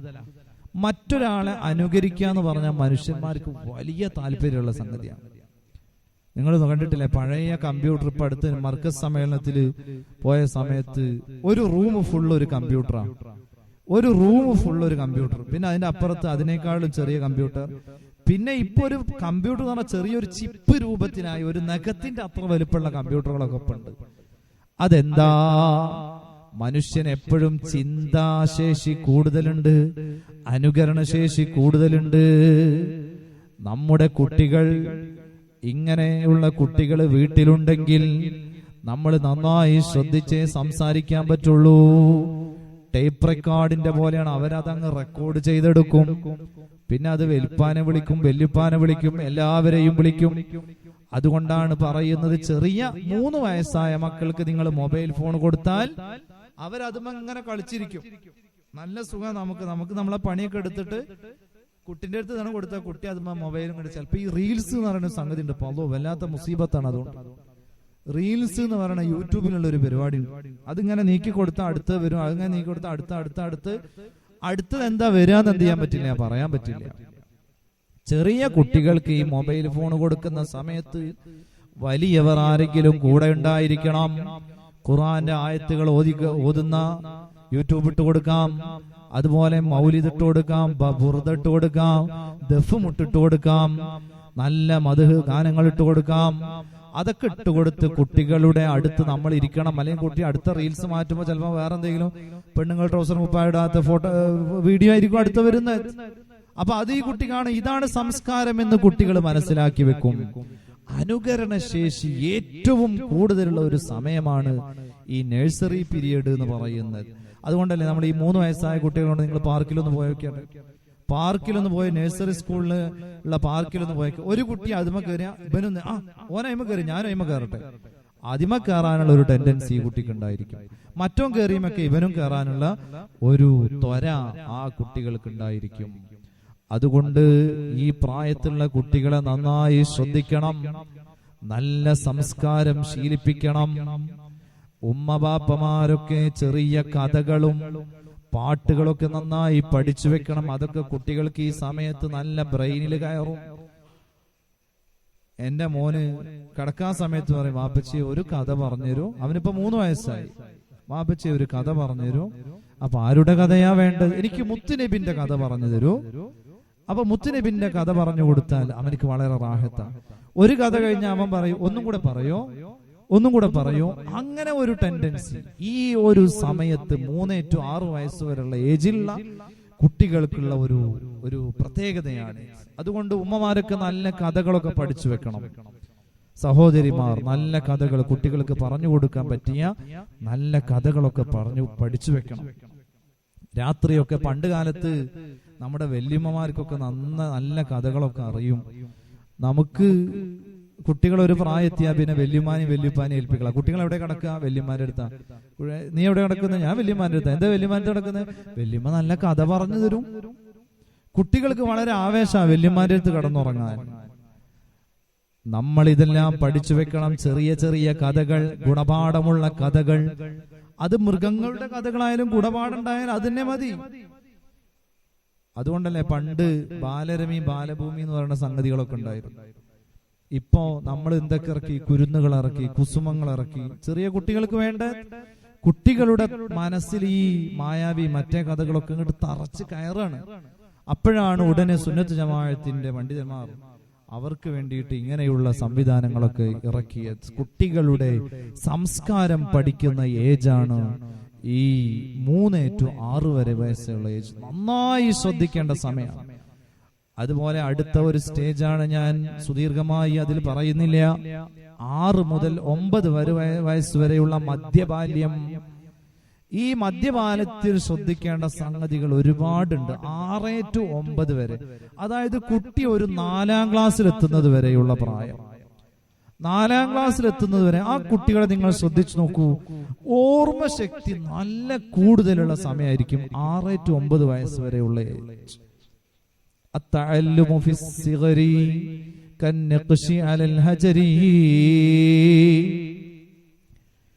ഈ പ്രായത്തിലുള്ള കുട്ടികളുടെ പഠനം ഏതുപോലെയാണ്? കല്ലിൽ കൊത്തിവെക്കുന്നത് പോലെയാണ്. കല്ലിൽ കൊത്തിവെക്കുന്നത് പോലെയാണ്. 1 മുതൽ 4 വയസ്സ് 4ാം ക്ലാസ്സിലെത്തുന്നത് വരെയുള്ള ആ പ്രായം. ആ കുട്ടികൾ നമ്മുടെ മദ്രസയിലൊക്കെ നോക്കൂ, എത്ര പാട്ടുകളാണ്. ഓരോ പാഠത്തിനും ഒരു പാട്ടുണ്ടായിരിക്കും. മുസ്ലിം മക്കൾ ഹജ്ജിന് പോകും മക്ക എന്നൊരു ദേശത്ത്, കഅബ പൊളിക്കാനായി വരുന്നു യമനിലെ രാജൻ അബ്റഹത്ത്. ആനകളും കുറെ ആളുകളൊത്ത് എന്ന് പറയുന്ന അബ്റഹത്ത് കഅബ പൊളിക്കാൻ വരുന്ന കഥ, അത് പഠിപ്പിക്കുന്ന ഒരു പാട്ട് 2ാം ക്ലാസ്സിലോ 3ാം ക്ലാസ്സിലോ എവിടെയോ ഒന്ന് വായിച്ചത് ഞാൻ ഓർക്കാണ്. അപ്പൊ ചെറിയ ക്ലാസ്സിലുള്ള കുട്ടികൾക്ക് ഇങ്ങനെയാ നമ്മൾ പഠിപ്പിക്കുന്നത്. ഉമ്മമാർ ദിക്റുകള്, ദുആകള്, നിസ്കാരത്തിന്റെ ഷർത്ത്, ഫർള് ഒക്കെ ഈ കാലത്ത് കുട്ടികൾ പഠിക്കുന്നുണ്ട് മദ്രസയിൽ. നിങ്ങൾ അവരുടെ പുസ്തകം ഒന്ന് ചെക്ക് ചെയ്ത് നോക്കൂ.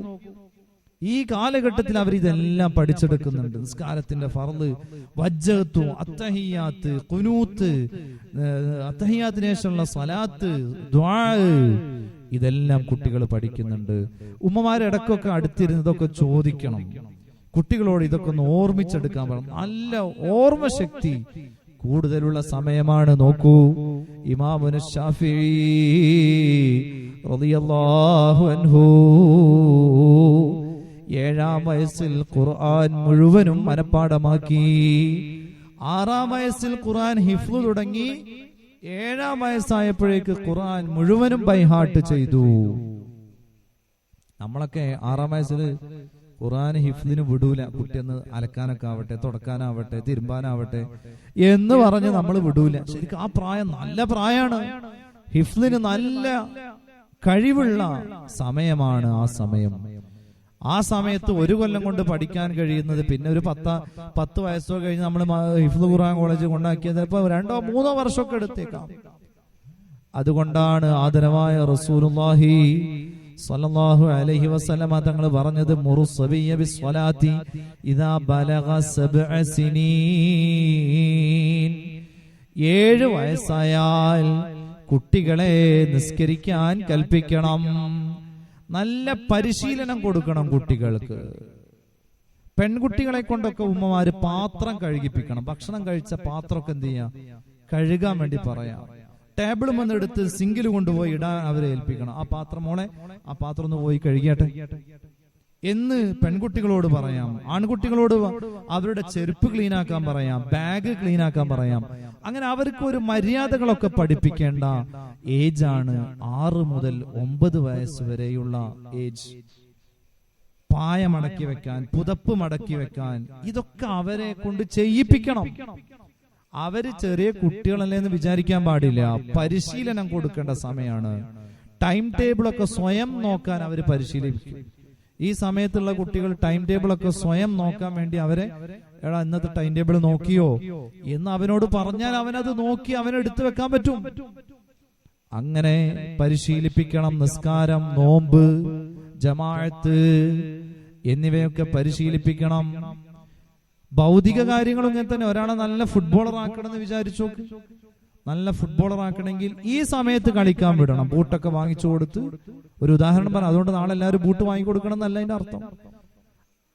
ഈ ഭൗതികമായിട്ടുള്ള ഒരു ഉന്നമനവും ഈ ഒരു ഏജിൽ നിന്നാണ് തുടങ്ങുന്നത്. അതുപോലെ കൂടെ ഭക്ഷണം കഴിക്കണം. ഭക്ഷണം കഴിക്കുമ്പോൾ ഓരോന്നും പറയണം. വലത്തെ കൈകൊണ്ട് കഴിക്കാൻ പറയണം. ബിസ്മി ചൊല്ലാൻ പറയണം. ആദരവായ റസൂലുള്ളാഹി സ്വല്ലല്ലാഹു അലൈഹി വസല്ലമ തങ്ങൾ 6 വയസ്സ് മുതൽ 9 വയസ്സ് വരെയുള്ള കുട്ടികളോട് കൂടെ ഇരുന്ന് ഭക്ഷണം കഴിക്കും. നമ്മളൊക്കെ പെരുന്നാൾ വന്ന് എന്ത് ചെയ്യാ, കുട്ടികളെ കൂടെ ഇരുത്തി കഴിക്കണം. ചില ആൾക്കാര് കല്യാണത്തിനൊക്കെ പോയാലും ഞാൻ കണ്ടിട്ടുണ്ട്, നീ അവിടെ ഇരിക്കല്ല, അവിടെ വലിയ ആൾക്കാർ ഇരുന്നോട്ടെ, അവിടെ നീ ഇരിക്കല്ല എന്ന് പറഞ്ഞ് കുട്ടികളെ അവിടെ നിന്ന് മാറ്റുന്നത് കാണാം. അത് ചെയ്യാൻ പാടില്ല, ക്രൂരതയാണ്. ആ കുട്ടികൾ ആ വലിയ ആളുകളോട് കൂടെ ഇരുന്ന് അനുകരിച്ച് അത് പഠിക്കണം, എങ്ങനെയാണ് കഴിക്കേണ്ടത്. ആദരവായ റസൂലുള്ളാഹി സ്വല്ലല്ലാഹു അലൈഹി വസല്ലമ തങ്ങള് ഇങ്ങനെയുള്ള കുട്ടികളുടെ കൂടെ ഇരുന്നിട്ട് പറയും, സെമ്മില്ലാഹ, മോനെ മോനെ ബിസ്മി അല്ലാട്ടെ, ഭക്ഷണം കഴിക്കുമ്പോ ബിസ്മി അല്ലാട്ടെ, വകുൽ ബി യമീനിക, നിന്റെ വലത്തെ കൈ കൊണ്ട് കഴിച്ചാട്ടെ, കുൽ മിമ്മാ യലീക, നിന്റെ അടുത്ത് നിന്ന് ഭക്ഷണം കഴിക്കണം. പാത്രത്തിന്റെ അങ്ങേ അറ്റത്തു നിന്നല്ല കഴിക്കേണ്ടത്, ഇങ്ങേ അറ്റത്തു നിന്നാ കഴിക്കേണ്ടത്. അതുപോലെ ടേബിളിൽ നിന്ന് അടുത്തുള്ള നമ്മുടെ പാത്രത്തിന്റെ അടുത്ത് നിന്ന് കഴിക്കണം, ദൂരമുള്ളതല്ല കഴിക്കേണ്ടത്, അടുത്ത് നിന്ന് കഴിക്കണം. അവരെ പരിശീലിപ്പിക്കേണ്ട സമയമാണ് ഈ ഒരു ഏജ് എന്ന് പറയുന്നത്. നമ്മുടെ മദ്രസകളിൽ എന്തെല്ലാം പഠിപ്പിക്കുന്നുണ്ട് നിങ്ങൾ നോക്കൂ. ഒരാള് ടോയ്ലറ്റിൽ കയറുമ്പോൾ എത്ര മര്യാദകളുണ്ട്. നിങ്ങൾ ചെറിയ കുട്ടികളെ പുസ്തകം എടുത്ത് നോക്കിയാൽ കാണാം. ടോയ്ലറ്റിൽ പ്രവേശിക്കുമ്പോൾ എത്ര മര്യാദകളുണ്ട്. ആദാബുൽ ഖലാ എന്ന് പറയുന്ന ഒരു പാഠം തന്നെ ഉണ്ട്. 18 മര്യാദകൾ എണ്ണി എണ്ണി എണ്ണി പറയുന്നുണ്ട്. കയറുമ്പോൾ ഇടത് കാല് വെക്കുക, ചെരുപ്പ് ധരിക്കുക, തലമറക്കുക, സംസാരിക്കാതിരിക്കുക, പുറത്തു വരുമ്പോൾ വലത് കാല് വെക്കുക, കയറുമ്പോൾ ഉള്ള ദിക്ർ ചൊല്ലുക, ഇറങ്ങുമ്പോൾ ഉള്ള ദിക്ർ ചൊല്ലുക, മനോഹരിച്ചാലുള്ള ദിക്ർ ചൊല്ലുക, ഇങ്ങനെ ഇങ്ങനെ ഇങ്ങനെ തുടങ്ങി 18 മര്യാദകൾ. ഖലായിൽ പ്രവേശിക്കുമ്പോൾ ഉള്ള മര്യാദകൾ നമ്മുടെ കിതാബുകളിൽ കുട്ടികൾ പഠിക്കുന്നുണ്ട്. അത് മക്കളെ കൊണ്ട് പറയിപ്പിക്കണം, ചെയ്യിപ്പിക്കണം. ടോയ്ലറ്റ് കയറുമ്പോ നമ്മളും കൂടെ അങ്ങോട്ട് നിൽക്കുക, മോനെ ഏത് കാലം വെക്കേണ്ടത്, ഇടത്തേകാല്. ഓക്കെ, ഇടത്തേകാല് വെക്കൂ. തലമറച്ചോ. ചിലപ്പോഴൊക്കെ കുട്ടികൾക്ക് ഇതൊക്കെ അറിയാം, നമ്മൾ പരിശീലിപ്പിക്കാത്തോണ്ടാ. കുട്ടികൾക്ക് ഇതൊക്കെ അറിയാം, പക്ഷെ നമ്മൾ പരിശീലിപ്പിക്കാത്തോണ്ട് കുട്ടികൾ ചെയ്യാതിരിക്കുക. നിങ്ങൾ ഈ 4ാം ക്ലാസ് 5ാം ക്ലാസ്സിലൊക്കെ പഠിക്കുന്ന കുട്ടിയോട് അത്തഹിയാത്ത് ചോദിച്ചു നോക്കിയാൽ കിട്ടില്ല. ചില കുട്ടികൾക്കൊന്നും കിട്ടൂല. എന്തുകൊണ്ടാ? അവരെന്നോ പഠിച്ചു വെച്ചിട്ടുണ്ട്, പക്ഷെ അത് പരിശീലിച്ചിട്ടില്ല. അതുകൊണ്ട് അത് പരിശീലിപ്പിക്കൽ ഉമ്മവാപ്പമാരുടെ കടമയാണ്. 2 പ്രാവശ്യം ഉണർത്തിയാൽ മതി, പിന്നെ അവരത് ഓട്ടോമാറ്റിക്കലി ചെയ്യും. 2 പ്രാവശ്യം അവരോടൊന്ന് പറഞ്ഞാൽ പിന്നെ ഓട്ടോമാറ്റിക്കലി അവരെന്ത് ചെയ്യും? അത് ചെയ്യും. അതുകൊണ്ട് ഈ പ്രായം പരിശീലനത്തിന്റെ പ്രായമാണ്. അതുകൊണ്ടാണ് ആദരവായ റസൂലുള്ളാഹി സ്വല്ലല്ലാഹു അലൈഹി വസല്ലം തങ്ങൾ പറഞ്ഞത്, അദ്ദിബൂ ഔലാദകും സലാസ ഖിസാൽ. നിങ്ങൾ 3 കാര്യങ്ങൾ നിങ്ങളെ മക്കൾക്ക് നിങ്ങൾ പഠിപ്പിച്ചു കൊടുക്കണം ഈ സമയത്ത്. ഹുബ്ബു നബിയിക്കും, നിങ്ങളുടെ നബിയോടുള്ള സ്നേഹം പഠിപ്പിച്ചു കൊടുക്കണം. വഹുബ്ബു ആലി ബൈതിഹി, നബിയുടെ കുടുംബത്തോടുള്ള സ്നേഹം പഠിപ്പിച്ചു കൊടുക്കണം. വതിലാവത്തുൽ ഖുർആൻ, ഖുർആൻ പാരായണവും പഠിപ്പിച്ചു കൊടുക്കണം. ഖുർആൻ പാരായണവും പഠിപ്പിച്ചു കൊടുക്കണം. ഖുർആൻ എന്ന് പറയുന്നത് നൂറുൻ അലാ നൂർ, പ്രകാശത്തിന്റെ മേൽ പ്രകാശം എന്നാണ് ഖുർആനിനെ കുറിച്ച് അല്ലാഹു തആല പറഞ്ഞത്.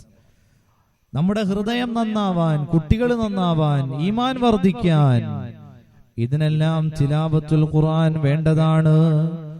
മലകൾ പോലും വിറക്കുന്നതാണ്. ലൗ അൻസൽനാ ഹാദൽ ഖുർആന അലാ ജബലിൻ ലറഅയ്തഹു ഖാശിയൻ മുതസദ്ദിയൻ മിൻ ഖശിയത്തില്ലാഹ്. നമ്മൾ ഈ ഖുർആനെ മലയുടെ മുകളിൽ കൊണ്ടുപോയി ഇറക്കിയിരുന്നെങ്കിൽ ആ മല കിടുകിടാ വിറക്കുമായിരുന്നു. അള്ളാഹുവിനെ പേടിച്ച് കിടുകിടാ വിറക്കുമായിരുന്നു. ലൗ അൻസൽനാ ആയത്തിൽ നമ്മളത് പറയുന്നില്ലേ? അല്ലാഹു തആല നമ്മോടത് പറയുന്നില്ലേ? അതുപോലെ കല്ലുകള്, ഖുർആൻ ഓതുന്ന കല്ലുകളുണ്ട്, പാറകളുണ്ട്, ഇങ്ങനെയെല്ലാം ഉണ്ട്. ഖുർആനോത്ത് മക്കളെ ശീലിപ്പിക്കണം. ഞാൻ സുദീർഘമായി ആ ഒരു കാര്യത്തെ കുറിച്ച് ഇനി പറയുന്നില്ല. അടുത്ത ഒരു ഏജാണ് 9 to 12 വരെയുള്ള വയസ്സ്. അവസാന കുട്ടിക്കാലം, കുട്ടിക്കാലത്തിന്റെ അവസാനത്തെ പീരീഡാണ് 9 മുതൽ 12 വയസ്സ് വരെയുള്ള ഈ ഒരു കാലഘട്ടം. ഉമ്മ വാപ്പമാർ ഒന്നും കൂടി കുട്ടികളെ പരിഗണിക്കേണ്ട, കുട്ടികളോട് കൂടെ കൂടേണ്ട ഒരു ഏജാണ് 9 to 12 വരെ. ഈ കാലഘട്ടത്തിൽ കുട്ടികളൊക്കെ ഒരു സ്വയം പര്യാപ്തതയിലേക്ക് നീങ്ങും. കുട്ടികളൊക്കെ സ്വന്തമായിട്ട് ടൈം ടേബിളൊക്കെ അവർ സ്വന്തമായിട്ട് നോക്കും. അവര് അതുപോലെ കുളിക്കാനൊക്കെ അവരൊറ്റക്ക് കുളിക്കും, അവരാരും കുളിപ്പിച്ചു കൊടുക്കേണ്ട ആവശ്യമില്ല. അതുപോലെ ചെരുപ്പൊക്കെ അവർ പറയാതെ തന്നെ അവർ കഴുകി വെക്കും. അവരൊന്ന് ജസ്റ്റ് ഒന്ന് ഉണർത്തേണ്ട കാര്യമുള്ളൂ.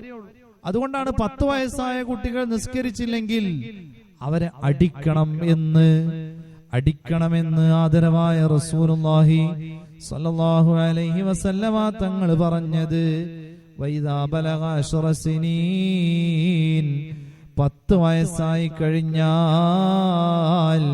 ഫദ്രിബു അലൈഹാ, നിസ്കരിച്ചില്ലെങ്കിൽ അവരെ അടിക്കണം. കുട്ടികളെ അടിക്കാൻ പറ്റൂല എന്നാ പുതിയ ശാസ്ത്രം പറയുന്നത്. പുതിയ ശാസ്ത്രം കുട്ടികളെ അടിക്കാൻ പാടില്ല. ലാ തദ്രിബന്ന ലാ തഹ്സനന്ന അലസ്സിബിയാനി നുരിബു ഫദ്ർബു യബ്ഖാ വയഫ്നൽ ഇൽമു വല്ലദബു. കുട്ടികൾക്ക് അടി കിട്ടിയതിന്റെ പേരിൽ കുട്ടികൾ ഉസ്താദുമാരുടെ അടുത്തുനിന്ന്, ഉമ്മവാപ്പമാരുടെ അടുത്തുനിന്ന്, വല്യമ്മമാരുടെ അടുത്തുനിന്ന് അടി കിട്ടിയതിന്റെ പേരിൽ നിങ്ങൾ ദുഃഖിക്കാൻ പാടില്ല. വദ്ർബു യബ്ഖാ, ആ അടി ബാക്കിയാകും. വയഫ്നൽ ഇൽമു വല്ലദബു, എല്ലാ കാലത്തും നശിക്കാതെ ഉണ്ടാകുന്ന ഇൽമും അദബുമാണ്. അടിച്ചതിന്റെ പേരിൽ കുട്ടികളോട് അടിച്ചതിന് ഉസ്താദുമാരെ നിങ്ങൾ എന്ത് ചെയ്യാൻ പാടില്ല? കേസ് കൊടുക്കും. അടിക്കാൻ പാടില്ല എന്നുള്ളത് വേറൊരു നിയമമാണ് ഇപ്പോ. അതുകൊണ്ട് അത് നിയമം അനുസരിക്കുക എന്നുള്ള നിലക്ക് അതൊക്കെ ശ്രദ്ധിക്കണം. വടികൊണ്ട് കുട്ടികൾക്ക് മുറിവാക്കുന്ന അടി അടിക്കാൻ പാടില്ല. ഗവൺമെന്റ് നിരോധിച്ചതാണ്. പോക്സോ കേസ് എടുക്കും, ഇപ്പോ ജയിലിലാവേണ്ടി വരും. നബി സല്ലല്ലാഹു അലൈഹി വസല്ലം ഏറ്റവും വലിയ സൈക്കോളജിസ്റ്റ്. നബി തങ്ങൾ പറഞ്ഞു, 10 വയസ്സായിട്ട് നിസ്കരിച്ചില്ലെങ്കിൽ അവരെ നിങ്ങൾ അടിക്കണം, ശിക്ഷണം നൽകേണ്ട സമയം തന്നെയാണ് 9 to 12 വയസ്സ് വരെയുള്ള സമയം. നല്ലത് ചെയ്താൽ കുട്ടികളെ നന്നായി അഭിനന്ദിക്കണം, ഒരു കൺഗ്രാറ്റുലേഷൻ ഒക്കെ പറയാം. നല്ല മാർക്കൊക്കെ വാങ്ങിയാൽ ഓ മാഷാ അല്ലാഹ്, ബ്യൂട്ടിഫുൾ, മാഷാ അല്ലാഹ്, മൈ ബോയ്, വണ്ടർഫുൾ എന്നൊക്കെ പറഞ്ഞ് അഭിനന്ദിക്കണം. നമ്മുടെ ഭാഷയിൽ അഭിനന്ദിച്ചാൽ മതി, ഒരു ഗിഫ്റ്റ് ഒക്കെ വാങ്ങിക്കൊടുക്കുക.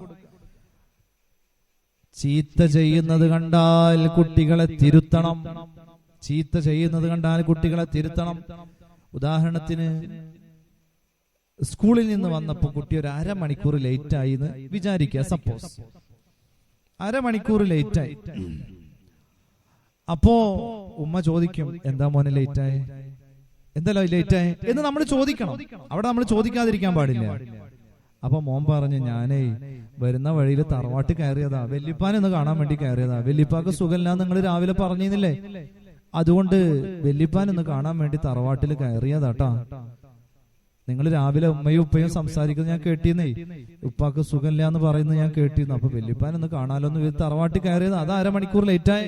അൽഹംദുലില്ലാ, മോൻ നല്ല മോനാട്ടാ, നീ ചെയ്തത് നല്ല കാര്യ എന്ന് പറഞ്ഞൊരു ഒരു കൺഗ്രാറ്റുലേഷൻ, ഒരു അൽഹംദുലില്ലാ, അവരെ തോളത്തൊരു തട്ട് കൊടുക്കുക, മാഷാ അല്ലാഹ് നീ നല്ല കുട്ടിയാട്ടാ. എന്നാൽ എന്തെങ്കിലും ദുശീലം കണ്ടാലോ അപ്പൊ നമ്മൾ അത് തിരുത്തുകയും വേണം. അതേപോലെ 1/2 മണിക്കൂർ നേരം വൈകി. അപ്പൊ നമ്മൾ ചോദിക്കണം, എന്തേ 1/2 മണിക്കൂർ ലേറ്റായി? ഉമ്മ, ഞാൻ വരുന്ന കഴിഞ്ഞവിടെ കുട്ടികൾ ഫുട്ബോൾ കളിക്കണ്ടായിരുന്നു, അപ്പൊ ഞാനവിടെ ഫുട്ബോൾ കളിക്കാൻ, എന്റെ ബാഗൊക്കെ അവിടെ വെച്ച് ഞാൻ ഫുട്ബോൾ കളിക്കാൻ നിന്ന്. അവിടെ ഉമ്മ തിരുത്തണം, മോനെ നീ വീട്ടിൽ വന്ന് ബാഗൊക്കെ ഇവിടെ മാറ്റി ഡ്രസ്സൊക്കെ ചേഞ്ച് ചെയ്തിട്ട് കളിക്കാൻ പോയാ പോരെ എന്നീ ഉമ്മ തിരുത്തി കൊടുക്കണം. അതിന്റെ ഏജാണ് 9 to 12. തിരുത്തി ശിക്ഷണം നൽകേണ്ട ഏജാണത്. തള്ളക്കോഴികള് നേരത്തെ പറഞ്ഞതുപോലെ അകിട്ടിൽ വെക്കുന്നു പറഞ്ഞ പോലെ തള്ളക്കോഴികൾ ഒരു സമയം എത്തിയാൽ പിന്നെന്ത് ചെയ്യും? തള്ളക്കോഴികള് എന്തെങ്കിലും ഇങ്ങനെ കൊത്തുമ്പോ കുട്ടികൾ വന്നാൽ കൊത്തിയൊരൊറ്റാണ്. അതുവരെ ഫുഡൊക്കെ ഇങ്ങനെ കൊത്തിയിട്ട് തള്ളക്കോഴി കുട്ടിന്റെ തൊള്ളിക്ക് ഇങ്ങനെ വെച്ചു കൊടുക്കും. ഒരു 2-3 മാസം കഴിഞ്ഞാൽ പിന്നെ ഈ തള്ളക്കോഴി എന്താ ചെയ്യുന്നത്? കുട്ടിനെ കൊത്തി അങ്ങോട്ട് ആട്ടും. പിന്നെ നമ്മൾ വിചാരിക്കും, അയ്യേ എന്താണ് ഇത്രയും കാലം നന്നായി നോക്കിയ ഈ തള്ള എന്താ ഈ കാണിക്കുന്നത്? അതല്ല, ആ തള്ളക്കോഴി ആ കുട്ടിക്കൊരു ശിക്ഷണം കൊടുക്കാണ്. ഇനി നീ എന്റെ കൂടെ അങ്ങനെ നടന്നാലേ നീ ഒരു പൊട്ടനായി മാറും, ഒന്നിനും എല്ലാത്തിനും എന്നെ തന്നെ ഡിപ്പെൻഡ് ചെയ്യേണ്ടി വരും. നീ ഇനി സ്വയം ഒന്ന് ചിക്കിച്ചെകഞ്ഞ് ഭക്ഷണം ഉണ്ടാക്കേണ്ട ഒരു രീതിയിലേക്ക് നീ മാറണം എന്ന് തള്ളക്കോഴി കുട്ടിക്ക് എന്ത് ചെയ്യാണ്? ശിക്ഷണം പഠിപ്പിച്ചു കൊടുക്കുകയാണ്. അതുപോലെയാണ് നമ്മൾ ചെയ്യേണ്ടത്. എല്ലാത്തിനും കുട്ടികളെ ശകാരിക്കാൻ പാടില്ല, എന്തിനും ഏതിനും ക്വസ്റ്റ്യൻ ചെയ്യാൻ പാടില്ല. നമ്മുടെ കാലം കഴിഞ്ഞാലും അവർക്ക് ജീവിക്കണം, അതിനുള്ള സ്വയം പര്യാപ്തതയിലേക്ക് അവരെ നാം എത്തിക്കണം. അതുപോലെ ഉമ്മമാരോട് ഇവിടെ പ്രത്യേകമായി ഉണർത്താനുള്ള ഒരു കാര്യം ഇപ്പൊ അടുത്ത് ഒരു വീഡിയോ കണ്ടു ഞാൻ. എന്താ വീഡിയോ? 10 വയസ്സുള്ള ഒരു മോൻ, 5ാം ക്ലാസ്സിൽ പഠിക്കുന്ന ഒരു മോന്റെ വോയിസ് ക്ലിപ്പാണ് ആ വീഡിയോയിലുള്ളത്. അപ്പോ വല്യുപ്പാക്ക് ഉമ്മാന്റെ ഉപ്പാക്ക് അയച്ച വോയിസ് ക്ലിപ്പാണ്. എന്താ വോയിസ് ക്ലിപ്പ്? ഇന്നലെ ഉമ്മയും ബാപ്പയും സ്നേഹം കൊടുക്കുന്നത് ഞാൻ കണ്ടു എന്ന് ഈ കുട്ടി പറയുന്ന ഒരു വോയിസ് ഉമ്മാന്റെ ഉപ്പാക്ക് വോയിസ് വിട്ടിരിക്കുക. അതാണ് വീഡിയോ. ആദരവായ റസൂലുള്ളാഹി സ്വല്ലല്ലാഹു അലൈഹി വസല്ലമ തങ്ങൾ പറഞ്ഞു, 10 വയസ്സായി കഴിഞ്ഞാൽ ഫർരിഖൂഹും ഫിൽ മദാജിഅ, കിടപ്പറയിൽ നിന്ന് അവരെ മാറ്റി കിടത്തണം. 10 വയസ്സായ ആൺകുട്ടിയെയും പെൺകുട്ടിയെയും പിന്നെ ഉമ്മയും ഉപ്പയും കൂടെ കിടത്താൻ പാടില്ല. അവരെ വേറെ റൂമിലേക്ക് മാറ്റണം. അവർക്ക് പിന്നെ സ്വന്തമായിട്ട് ഒരു റൂമില് അവരെ മാറ്റിക്കിടത്തണം. അല്ലെങ്കിൽ ഇവര് രാത്രി ശാരീരിക ബന്ധത്തിൽ ഏറുന്നതൊക്കെ കുട്ടികൾ കാണാനിടയായാൽ അതൊക്കെ അവരെ മാനസികമായിട്ടുള്ള കാര്യങ്ങളിലൊക്കെ അവരെ ബാധിക്കും. അതാണ് ഈ കുട്ടി ഈ കുട്ടി രാത്രി കണ്ടതാ. അങ്ങനെ ഈ കുട്ടി അത് വല്യുപ്പാക്ക് വോയിസ് ആക്കി വിട്ടുകൊടുത്തു. ആദരവായ റസൂലുള്ളാഹി സ്വല്ലല്ലാഹു അലൈഹി വസല്ലമ തങ്ങൾ പറഞ്ഞു, ഫർരിഖുഹും ഫിൽ മദാജിഅ, കിടപ്പറയിൽ നിന്ന് ഈ 10 വയസ്സായ കുട്ടികളെ നിങ്ങൾ മാറ്റിക്കിടത്തണം. വലിയ പെൺകുട്ടികളെയും ആൺകുട്ടികളെയും തന്നെയും, ആൺകുട്ടികളെ തന്നെയും അല്ലെങ്കിൽ പെൺകുട്ടികളെ തന്നെയും ഒപ്പം കിടത്താൻ പാടില്ല.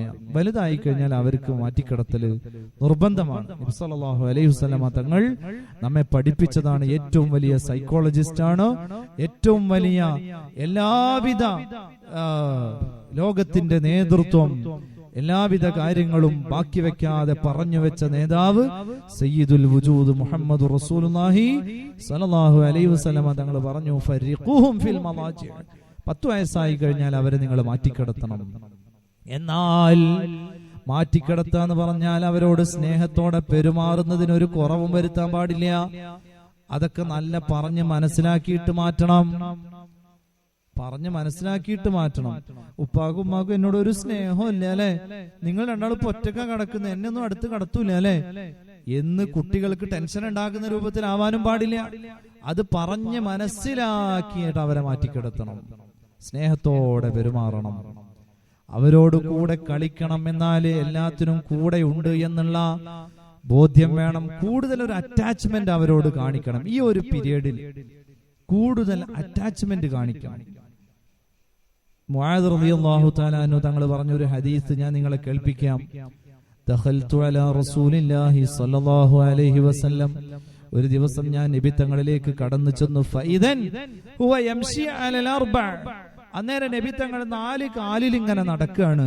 4 കാലിൽ ഇങ്ങനെ നടക്കുക നബി തങ്ങൾ. ഹസൻ ഹുസൈൻ റളിയല്ലാഹു അൻഹുമാ ഫൗഖഹു, നബി തങ്ങളുടെ മുകളിൽ കയറി നിൽക്കുന്നുണ്ട് ഹസൻ ഹുസൈൻ. നമ്മൾക്ക് പണ്ട് ആനക്കളി എന്നൊക്കെ പറയുന്ന ഒരു കളിയുണ്ട്. നബി തങ്ങൾ ലോകത്തിന്റെ നേതാവ്, 100,000 ഡ്യൂട്ടിയുള്ള ആളാണ്. കുട്ടികളോട് സമയം കണ്ടെത്തുന്നു, കുട്ടികളോട് കൂട്ടുകൂടാൻ, കുട്ടികളോട് കൂടെ കളിക്കാൻ സമയം കണ്ടെത്തുന്നു. കിടക്കാൻ നേരത്ത് രാത്രി ഒരു ദിവസം 12 മണിക്ക് മോൻ പറഞ്ഞു, വാപ്പിച്ച് നമുക്കൊരു കളി കളിച്ചാലോ? ഞാൻ പറഞ്ഞു, കളിക്കാം, ഉറങ്ങാനായില്ലേ, ഇനി എന്ത് കളി? ഇന്ന് കളിച്ചിട്ടില്ല വാപ്പിച്ചിന്റെ കൂടെ, ഇന്ന് എനിക്ക് കളിക്കണം. കളിക്കാൻ വേണ്ടി നിന്ന് കൊടുക്കുക തന്നെയാണ്. ആ കുട്ടിയുടെ ഒരു ആഗ്രഹമാണ്, നമ്മൾ ചിലപ്പോൾ വലിയ ബാങ്കിന്റെ മാനേജർ ആയിരിക്കാം, വലിയ ഉദ്യോഗസ്ഥനായിരിക്കാം, അല്ലെങ്കിൽ വലിയ ടീച്ചറായിരിക്കാം, വലിയ ഉസ്താദായിരിക്കാം. ഏത് ആളാണെങ്കിലും ശരി, ആ കുട്ടിയുടെ അടുത്ത് നമ്മളൊരു കുട്ടിയായി മാറണം. ഉമ്മയാണെങ്കിൽ ചിലപ്പോൾ വല്യുമ്മയായിരിക്കാം, ചിലപ്പോ ഉപ്പാന്റെ ഉമ്മയായിരിക്കാം, ഉമ്മാന്റെ ഉമ്മയായിരിക്കാം, സഹോദരിയായിരിക്കാം. ആരായാലും ശരി, കുട്ടികൾ കളിക്കാൻ വിളിച്ചാൽ അവരുടെ കൂടെ കളിക്കാൻ നമ്മളൊരു കുട്ടിയുടെ പോലെ കളിക്കാൻ വേണ്ടി തയ്യാറാവണം. ഈ കാലഘട്ടത്തിൽ ഈ ഒരു ഏജിലുള്ള കുട്ടികൾക്ക് കളിക്കാനുള്ള ടെൻഡൻസി കൂടുതലായിരിക്കും. അപ്പോഴാണ് അവർക്ക് നമ്മുടെ അറ്റാച്ച്മെന്റ് ഉണ്ടാകുള്ളൂ. കുട്ടികളെ പരസ്പരം കമ്പയർ ചെയ്യാൻ പാടില്ല. അവൻ കണ്ട ആ ഫവാസ് കണ്ട, എന്താണ് അവൻ എല്ലാ വിഷയത്തിലും അവന് 100 മാർക്കാ. കമ്പയർ ചെയ്യാൻ പാടില്ല, ഒരിക്കലും പാടില്ല.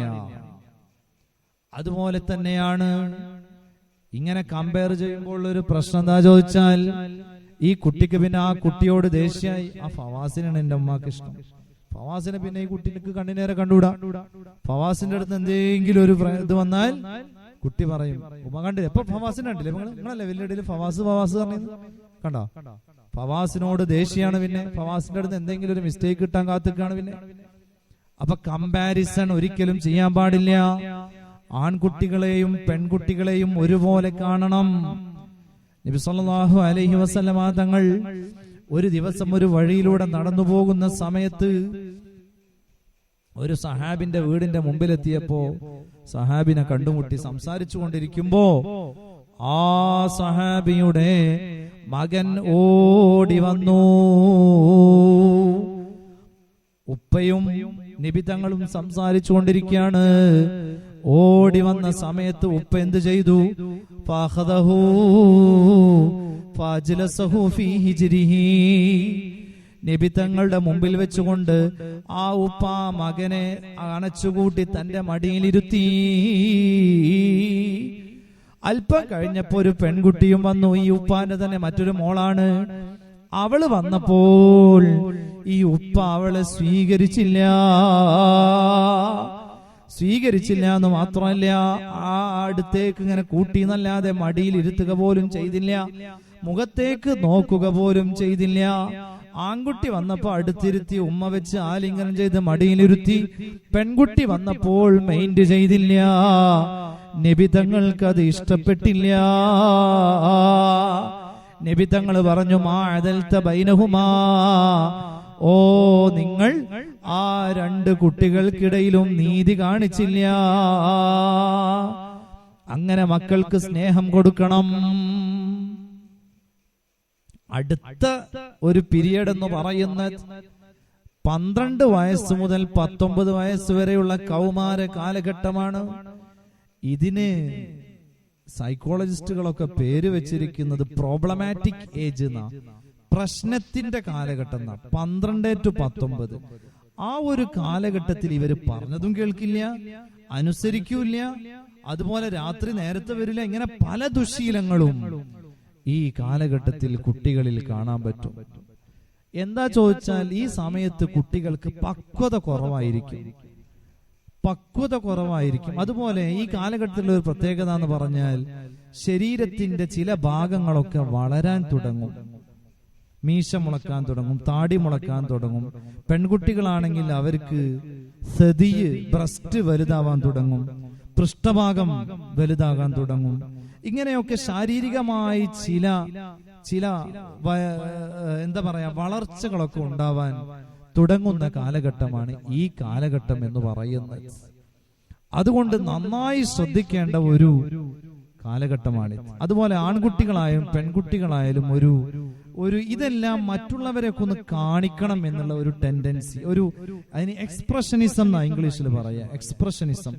എനിക്കുണ്ടായ മീശയ്ക്കൊന്ന് എന്ത് ചെയ്യണം, ഒന്ന് പുറത്ത് എന്റെ ഉമ്മാനേക്ക് ഒന്ന് കാണിക്കണം, അല്ലെങ്കിൽ പുറത്തിന്റെ ആളുകളെ കുടുംബക്കാരേക്ക് ഒന്ന് കാണിക്കണം. അതുകൊണ്ട് ചില കുട്ടികൾ മീശ പേന കൊണ്ട് വരെ വരക്കും. ചെറിയ ഒരു പൊടിമീശ വന്നിട്ടുള്ളൂ വെച്ചെങ്കിൽ കറുത്ത മഷി കൊണ്ട് ചെറുതായിട്ടൊന്ന് വരച്ചു കൊടുക്കും മീശ. അതുപോലെ പെൺകുട്ടികൾ ഇത് കുറച്ചും കൂടി കൂടുതലായിരിക്കുന്നാണ് പഠനങ്ങൾ പറയുന്നത്. പെൺകുട്ടികളെ നന്നായി ശ്രദ്ധിക്കേണ്ട പീരിയഡാണ് 12 to 19 വയസ്സ് വരെയുള്ള ഏജ്. ഇത് അവരിൽ ഇത് കൂടുതലായിരിക്കും. ഇങ്ങനെ കൂടുതലുള്ള പെൺകുട്ടികളെ ഒറ്റയ്ക്ക് അങ്ങോട്ടും വിടാൻ പാടില്ല. അവിടെ കൂടെ ആരെങ്കിലും ഒക്കെ വേണം. ഉപ്പയോ സഹോദരങ്ങളോ ആരെങ്കിലും ഒക്കെ കൂടെ വേണം, ഉമ്മയോ ആരെങ്കിലും ഒക്കെ വേണം. ഒറ്റയ്ക്ക് വിടരുത്. അവർക്ക് പക്വത കുറവാണ്. നോക്കൂ, നിങ്ങൾ ഈ കാലഘട്ടത്തിലുള്ള, ഇന്നലെ ഞാൻ വായിച്ചതാണ്, ഈ കാലഘട്ടത്തിലുള്ള കുട്ടികളിൽ നമുക്കതിങ്ങനെ ഓർത്താൻ തോന്നുന്നതൊക്കെ ശരി തന്നെ കേട്ടാ. കുട്ടികൾ, മുസ്ലിം കുട്ടികൾ മക്കന ഇടും, പക്ഷെ മക്കന തല മുഴുവനായിട്ടും ഇടില്ല. അവളുടെ പൃഷ്ഠഭാഗത്ത് മുടി ഇങ്ങനെ തൂങ്ങി നിൽക്കുന്ന, കുറച്ച് മുടി ഇങ്ങനെ തൂക്കി ഇങ്ങനെ കാണിക്കൂത്രേ. എന്തിനാ? എനിക്ക് നന്നായില്ല, നല്ല മുടി ഉണ്ടെന്ന് മറ്റു ആളുകളെ കൂടി കാണിക്കാൻ വേണ്ടിയിട്ട്. ഈ ഒരു പീരിയഡിൽ വഴിതെറ്റിക്കാൻ വളരെ എളുപ്പമാണ്. ആരോടൊക്കെയാണ് നമ്മുടെ കുട്ടികൾ കൂട്ടുകൂടുന്നത് നമ്മൾ പ്രത്യേകം ശ്രദ്ധിക്കണം. അൽ മർഉ അലാ ദീനി ഖലീലിഹി. ഒരു മനുഷ്യൻ തന്റെ കൂട്ടുകാരന്റെ സ്വഭാവത്തിനനുസരിച്ചാണ് ഉണ്ടാകുന്നത്. അതുകൊണ്ട് ഫൽ യൻദുർ അലാ മൻ യുഖാലിലുഹു.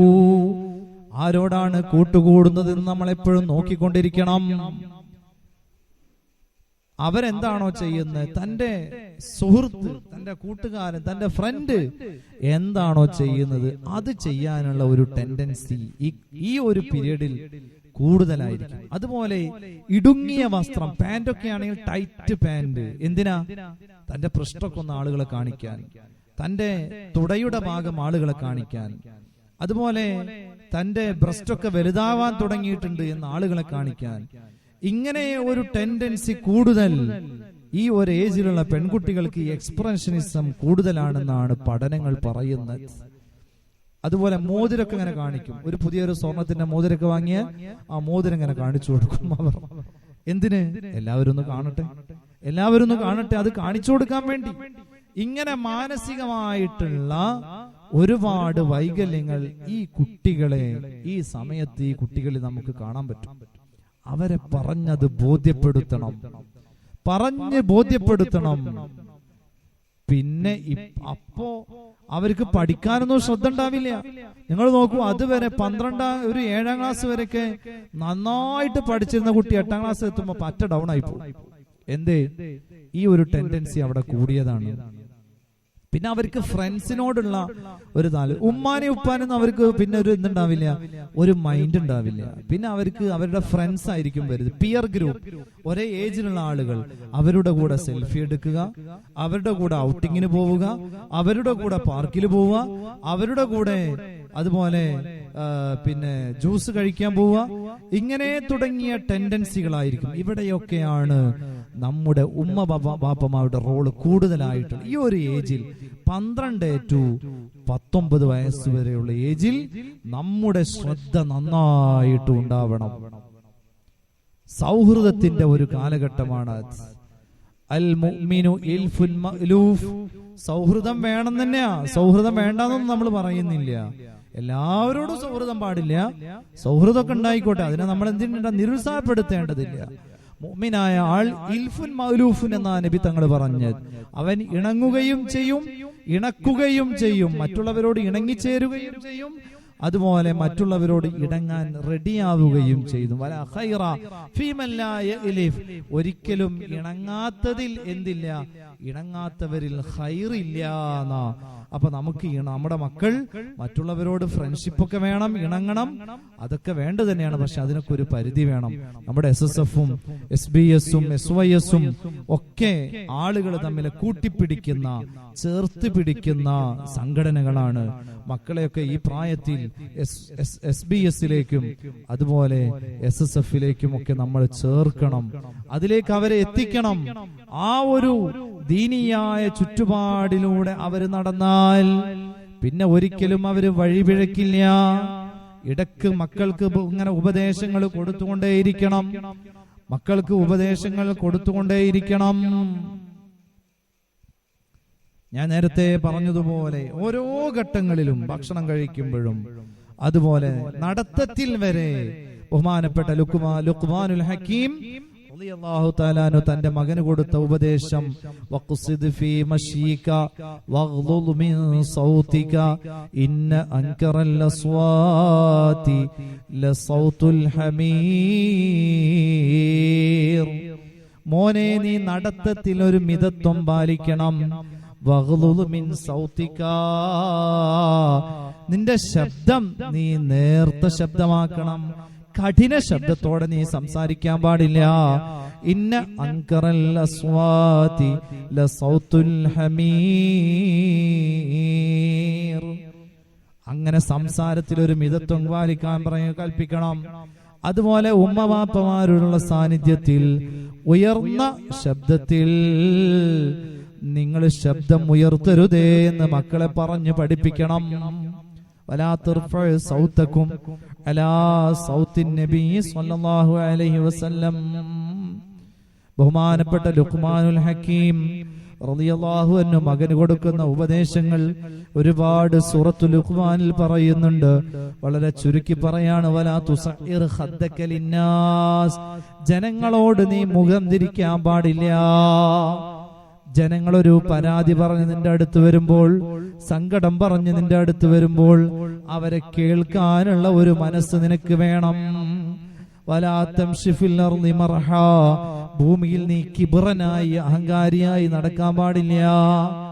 ചില ആളുകളൊക്കെ ബൈക്കിൽ ഇങ്ങനെ പോണത് ഇങ്ങനെ കാണണം. ഓ, എങ്ങോട്ടാണ് അവന്റെ പോക്ക്, അവൻ അങ്ങനെ വേണമെന്ന് പറയും ആളുകൾ. വല്ല ആക്സിഡന്റ് ഉണ്ടായ അങ്ങനെ വേണം, അവന് കുറെ കാലായി ഇങ്ങനെ തുടങ്ങിയിട്ട്. വലാ തംശി ഫിൽ അർളി മർഹാ. ഭൂമിയിൽ നീ കിബ്റനായി നടക്കാൻ പാടില്ല. വസ്ബിർ അലാ മാ അസാബക. നിനക്ക് വല്ല മുസീബത്തും എത്തിയാൽ നീ അതിൽ ക്ഷമ കാണിക്കണേ.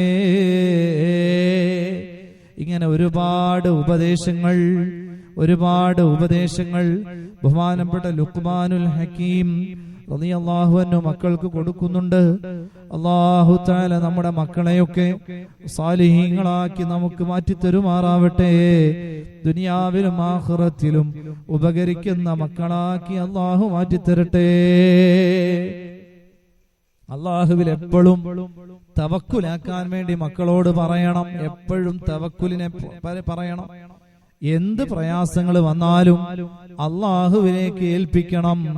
കച്ചവടത്തിന് പോവാണ്, ബിസിനസ് ചെയ്യാണ്, പഠിക്കാൻ പോവാണ്, ആ സമയത്തെല്ലാം പരീക്ഷയ്ക്ക് പോവാണ്. വമൻ യതവക്കൽ അലല്ലാഹ് ഫഹുവ ഹസ്ബുഹു. ഇതെല്ലാം മക്കളെ പറഞ്ഞു പഠിപ്പിക്കണം. അപ്പോഴാണ് നമ്മുടെ മക്കൾക്ക് നമ്മൾ പ്രവൃത്തി കൊണ്ടും പ്രാർത്ഥന കൊണ്ടും നമ്മുടെ മക്കളെ കൂടെ നിൽക്കണം. ഒരിക്കലും മക്കളെ ശപിക്കാൻ പാടില്ല.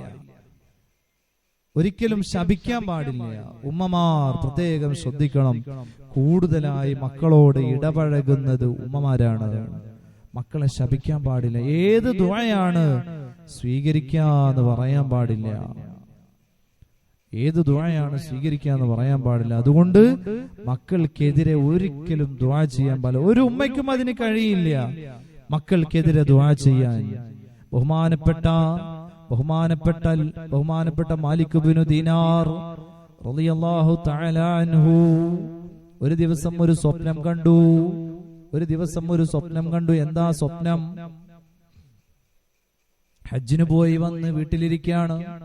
അപ്പോഴാണ് സ്വപ്നം, ഈ വർഷത്തെ എല്ലാവരുടെ ഹജ്ജും അല്ലാഹു സ്വീകരിച്ചിട്ടുണ്ട്, ഒരാളുടെ ഹജ്ജ് അല്ലാഹു സ്വീകരിച്ചിട്ടില്ല. ഞാൻ അവസാനിപ്പിക്കുകയാണ്. ഈ ചരിത്രം കൂടെ പറഞ്ഞ് നമുക്ക് അവസാനിപ്പിക്കാം. ഒരാളുടെ ഹജ്ജ് അല്ലാഹു സ്വീകരിച്ചിട്ടില്ല. ബഹുമാനപ്പെട്ട മാലിക് ഇബ്നു ദീനാർ ചിന്തിക്കുകയാണ്, റളിയല്ലാഹു അൻഹു, എന്റെ ഹജ്ജായിരിക്കുമോ ആ സ്വീകരിക്കാത്ത ഹജ്ജ്? മഹാനവറുകൾ പിറ്റേ ദിവസം സ്വപ്നത്തിൽ അത് കാണാണ്. പക്ഷേ ആരുടെ ഹജ്ജാണെന്ന് ചോദിക്കാൻ കഴിഞ്ഞില്ല. അപ്പോഴേക്ക് സ്വപ്നം അവസാനിച്ചു. പിന്നീട് മൂന്നാമത്തെ ദിവസവും കണ്ടപ്പോൾ മഹാനവറുകൾ ചോദിച്ചു, ആരുടെ ഹജ്ജാ സ്വീകരിക്കാത്തത്? അപ്പൊ സ്വപ്നത്തിൽ പറഞ്ഞു, ഖുറാസാനിൽ ഇന്നാലിന്ന പേരുള്ള ഒരാളുണ്ട്, അയാളുടെ ഹജ്ജാണ് അല്ലാഹു സ്വീകരിക്കാത്തത്. മാലിക് ഇബ്നു ദീനാർ റളിയല്ലാഹു അൻഹു അല്പം ആശ്വാസമായി. ഓക്കേ, ഏതായാലും എന്റെ ഹജ്ജ് സ്വീകരിച്ചിട്ടുണ്ട്. എന്നാലും എല്ലാവരുടെ ഹജ്ജും സ്വീകരിച്ചു, ഇയാളുടെ ഹജ്ജ് മാത്രം സ്വീകരിക്കാതിരിക്കാൻ എന്തായിരിക്കാം കാരണം? മഹാനായ മാലിക് ഇബ്നു ദീനാർ റളിയല്ലാഹു അൻഹു കേരളത്തിലേക്ക് ഇസ്ലാം കൊണ്ടുവന്ന മഹാനാണ്. പക്ഷെ ആ മഹാന്റെ ഖബർ ഖുറാസാനിലാണ്. എങ്ങനെ മഹാനവറുകൾ അവിടെ എത്തിപ്പെട്ടു? മഹാനായ മാലിക് ഇബ്നു ദീനാർ റളിയല്ലാഹു അൻഹു ഖുറാസാനിലേക്ക് പോവാണ്. ഇയാളെ തേടി പിടിക്കാൻ വേണ്ടി പോവാണ്. ഖുറാസാനിലെത്തി കവലകളൊക്കെ അന്വേഷിച്ചു. ഇന്നാലിന്ന ഒരാൾ ഈ വർഷം ഹജ്ജിന് പോയിട്ടുണ്ടോ? അവസാനം ആളെ കണ്ടെത്തി.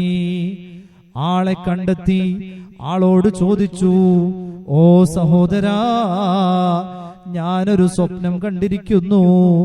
ഈ വർഷം എല്ലാവരുടെ ഹജ്ജും അല്ലാഹു സ്വീകരിച്ചു, നിങ്ങളുടെ ഹജ്ജ് മാത്രം അല്ലാഹു സ്വീകരിച്ചിട്ടില്ലത്രേ.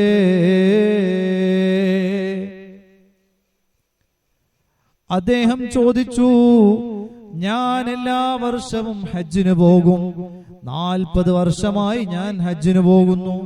ഹജ്ജിന് പോയി ഞാൻ തിരിച്ചെത്തിയാൽ ഏതെങ്കിലും ഒരാൾ, ഞാൻ അറിയാത്ത ഏതോ ഒരാൾ എവിടുന്നോ വന്നിട്ട് എന്നോട് പറയും, ഈ വർഷം എല്ലാവരുടെ ഹജ്ജും അല്ലാഹു സ്വീകരിച്ചിട്ടുണ്ട്, നിങ്ങളുടെ ഹജ്ജ് അല്ലാഹു സ്വീകരിച്ചിട്ടില്ല. നോക്കൂ നിങ്ങൾ, മഹാനായ മാലിക് ഇബ്നു ദീനാർ റളിയല്ലാഹു അൻഹു ചോദിച്ചു, മനുഷ്യ, 40 വർഷമായി ഇങ്ങനെ സംഭവിക്കുന്നുവെങ്കിൽ നിങ്ങൾ എന്തോ ഒരു ഗുരുതരമായ തെറ്റ് ചെയ്തിട്ടുണ്ട്.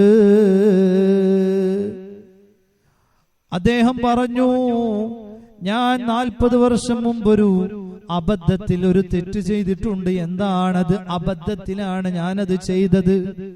എന്താ സംഭവം? എന്റെ വീട്ടിൽ ഒരു അടുക്കളയുണ്ട്. അടുക്കളയുടെ ഒരു മൂലയിലാണ് എന്റെ കൊലായിയും കട്ടിലുമൊക്കെയുള്ള. അകത്തൊരു റൂമുണ്ട്. ആ റൂമിലാണ് ഞാൻ കിടക്കുന്നത്. എന്റെ ഉമ്മ കൊലായിലാണ് കിടക്കുന്നത്. ഞാൻ ഒരു പെരുന്നാളിന്റെ തലേ രാത്രി എന്റെ വീട്ടിലേക്ക് വരാൻ അല്പം വൈകിപ്പോയി. എന്റെ വീട്ടിലേക്ക് ഞാൻ വരുന്നത് കള്ള് കുടിച്ചാണ്.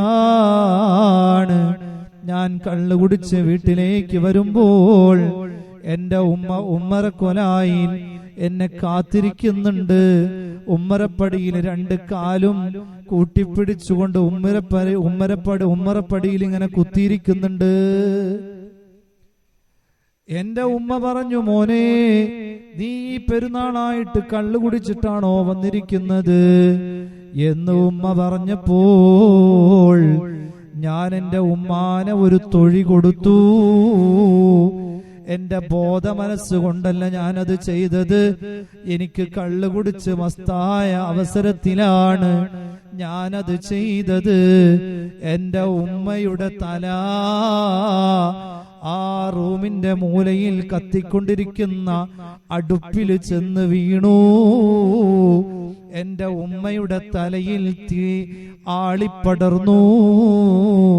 എന്റെ ഉമ്മയുടെ തല പൊട്ടിച്ചിതറി. എന്റെ ഉമ്മ അവിടെ കിടന്ന് മരിക്കുകയാണ്. എനിക്ക് ബോധം വന്നു. എന്റെ മസ്തെല്ലാം അവസാനിച്ചപ്പോ മരിച്ചു കിടക്കുന്ന എന്റെ ഉമ്മയാണ് എനിക്ക് കാണാൻ പറ്റുന്നത്. എന്റെ ഉമ്മ, ഞാൻ എന്തൊരു തെറ്റാണ് ചെയ്തത്. എനിക്ക് എന്റെ അല്ലാഹ് ഇതെങ്ങനെ പുറത്തു തരാനാണ്? ആ സഹോദരൻ എന്താ ചെയ്തത്?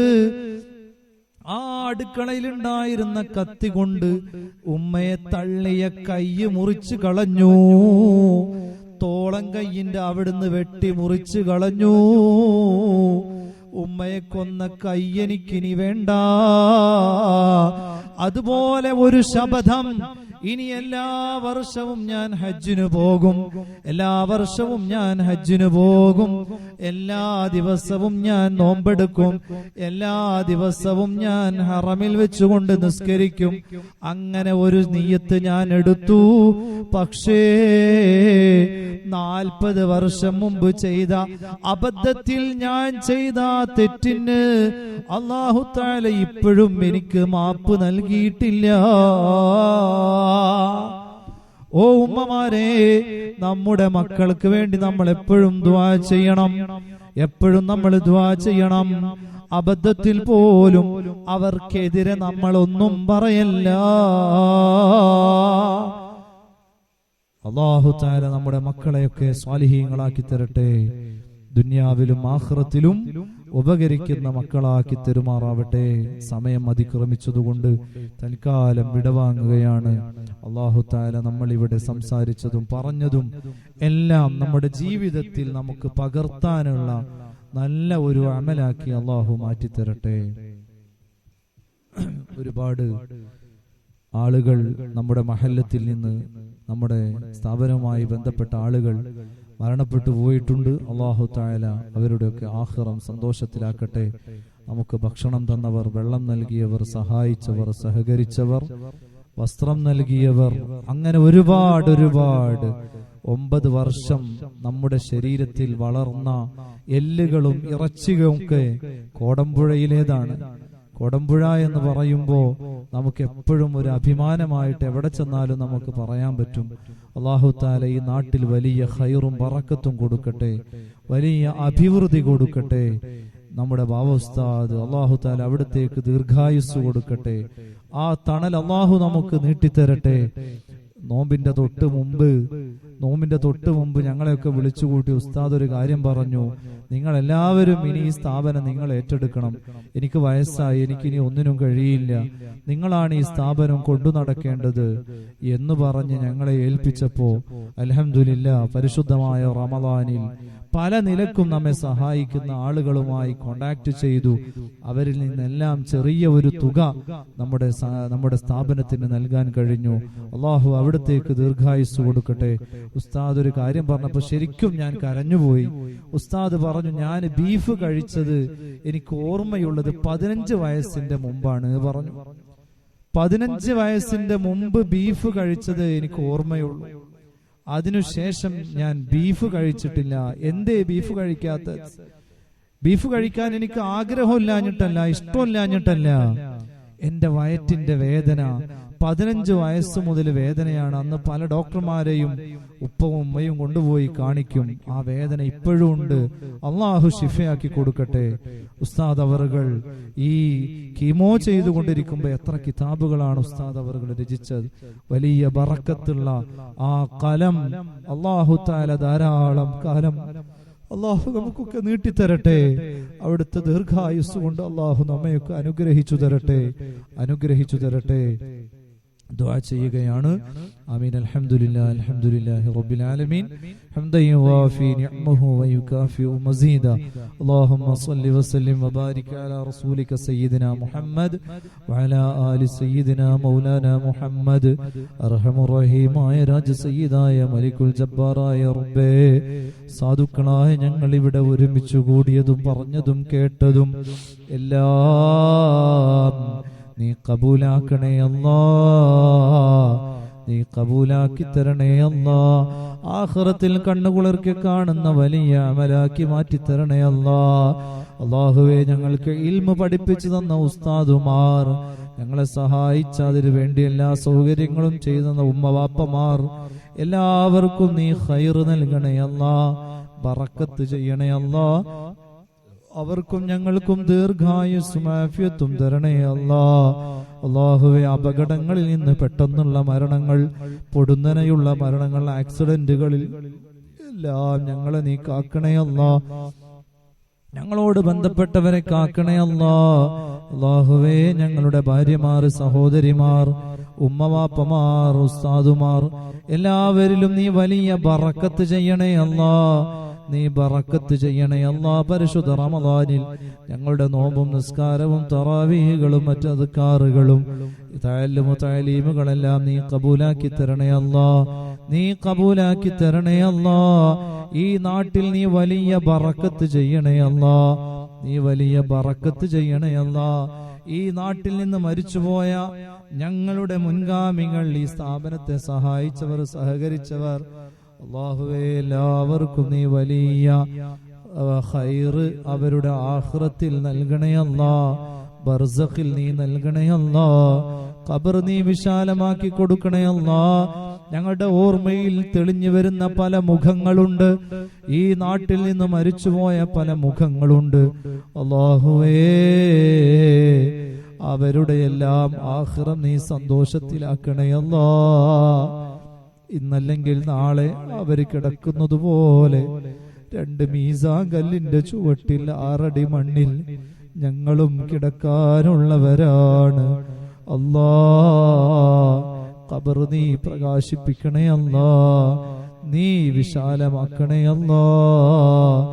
ആദരവായ റസൂലുള്ളാഹി സ്വല്ലല്ലാഹു അലൈഹി വസല്ലമ തങ്ങളുടെ നൂറ് കൊണ്ട് ഞങ്ങൾക്ക് നീ പ്രകാശം നൽകണേ അല്ലാ. മഹ്ശറിൽ മീസാനിൽ ഞങ്ങൾക്ക് നീ തുണയാകണേ അല്ലാ.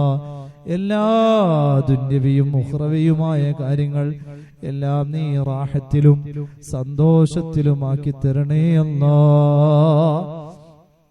അല്ലാഹുവേ, ഞങ്ങളിൽ കൂട്ടത്തിൽ നിന്ന് ഗർഭിണികളായ സഹോദരിമാർ, അവർക്ക് നീ സുഖപ്രസവം കൊടുക്കണേ അല്ലാ. സ്വാലിഹീങ്ങളായ മക്കളെ കൊടുക്കണേ അല്ലാ. ഞങ്ങളുടെ ഉള്ള മക്കളെയൊക്കെ നീ സ്വാലിഹീങ്ങളാക്കി തരണേ അല്ലാ.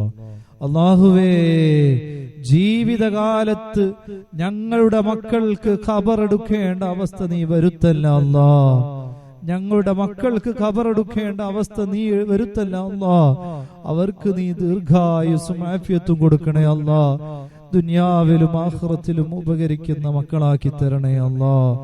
اللهم اجعل جمعنا هذا جمعا مرحوما وتفرقنا من بعده تفرقا معصوما ولا تجعل فينا ولا منا ولا معنا شقيا ولا مطرودا ولا محروما اللهم اجعل هذا الشهر الشريف العظيم شاهدا لنا لا شاهدا علينا واجعله حجة لنا لا حجة علينا اللهم اعتق رقابنا ورقاب آبائنا وأمهاتنا وأساتذتنا من الدين والمظالم والمحشر والنار ربنا تقبل منا صلاتنا وصيامنا وركوعنا وسجودنا وتخشعنا وتضرعنا وتمم تقصيرنا واستجب دعاءنا إنك أنت السميع العليم وتب علينا إنك أنت التواب الرحيم എല്ലാവരും ദുആ ചെയ്യണമെന്ന് വസിയത്ത് ചെയ്യുന്നു. വാഖിറു ദഅവാനാ അൽഹംദുലില്ലാഹി റബ്ബിൽ ആലമീൻ. അസ്സലാമു അലൈക്കും വറഹ്മത്തുള്ളാഹി.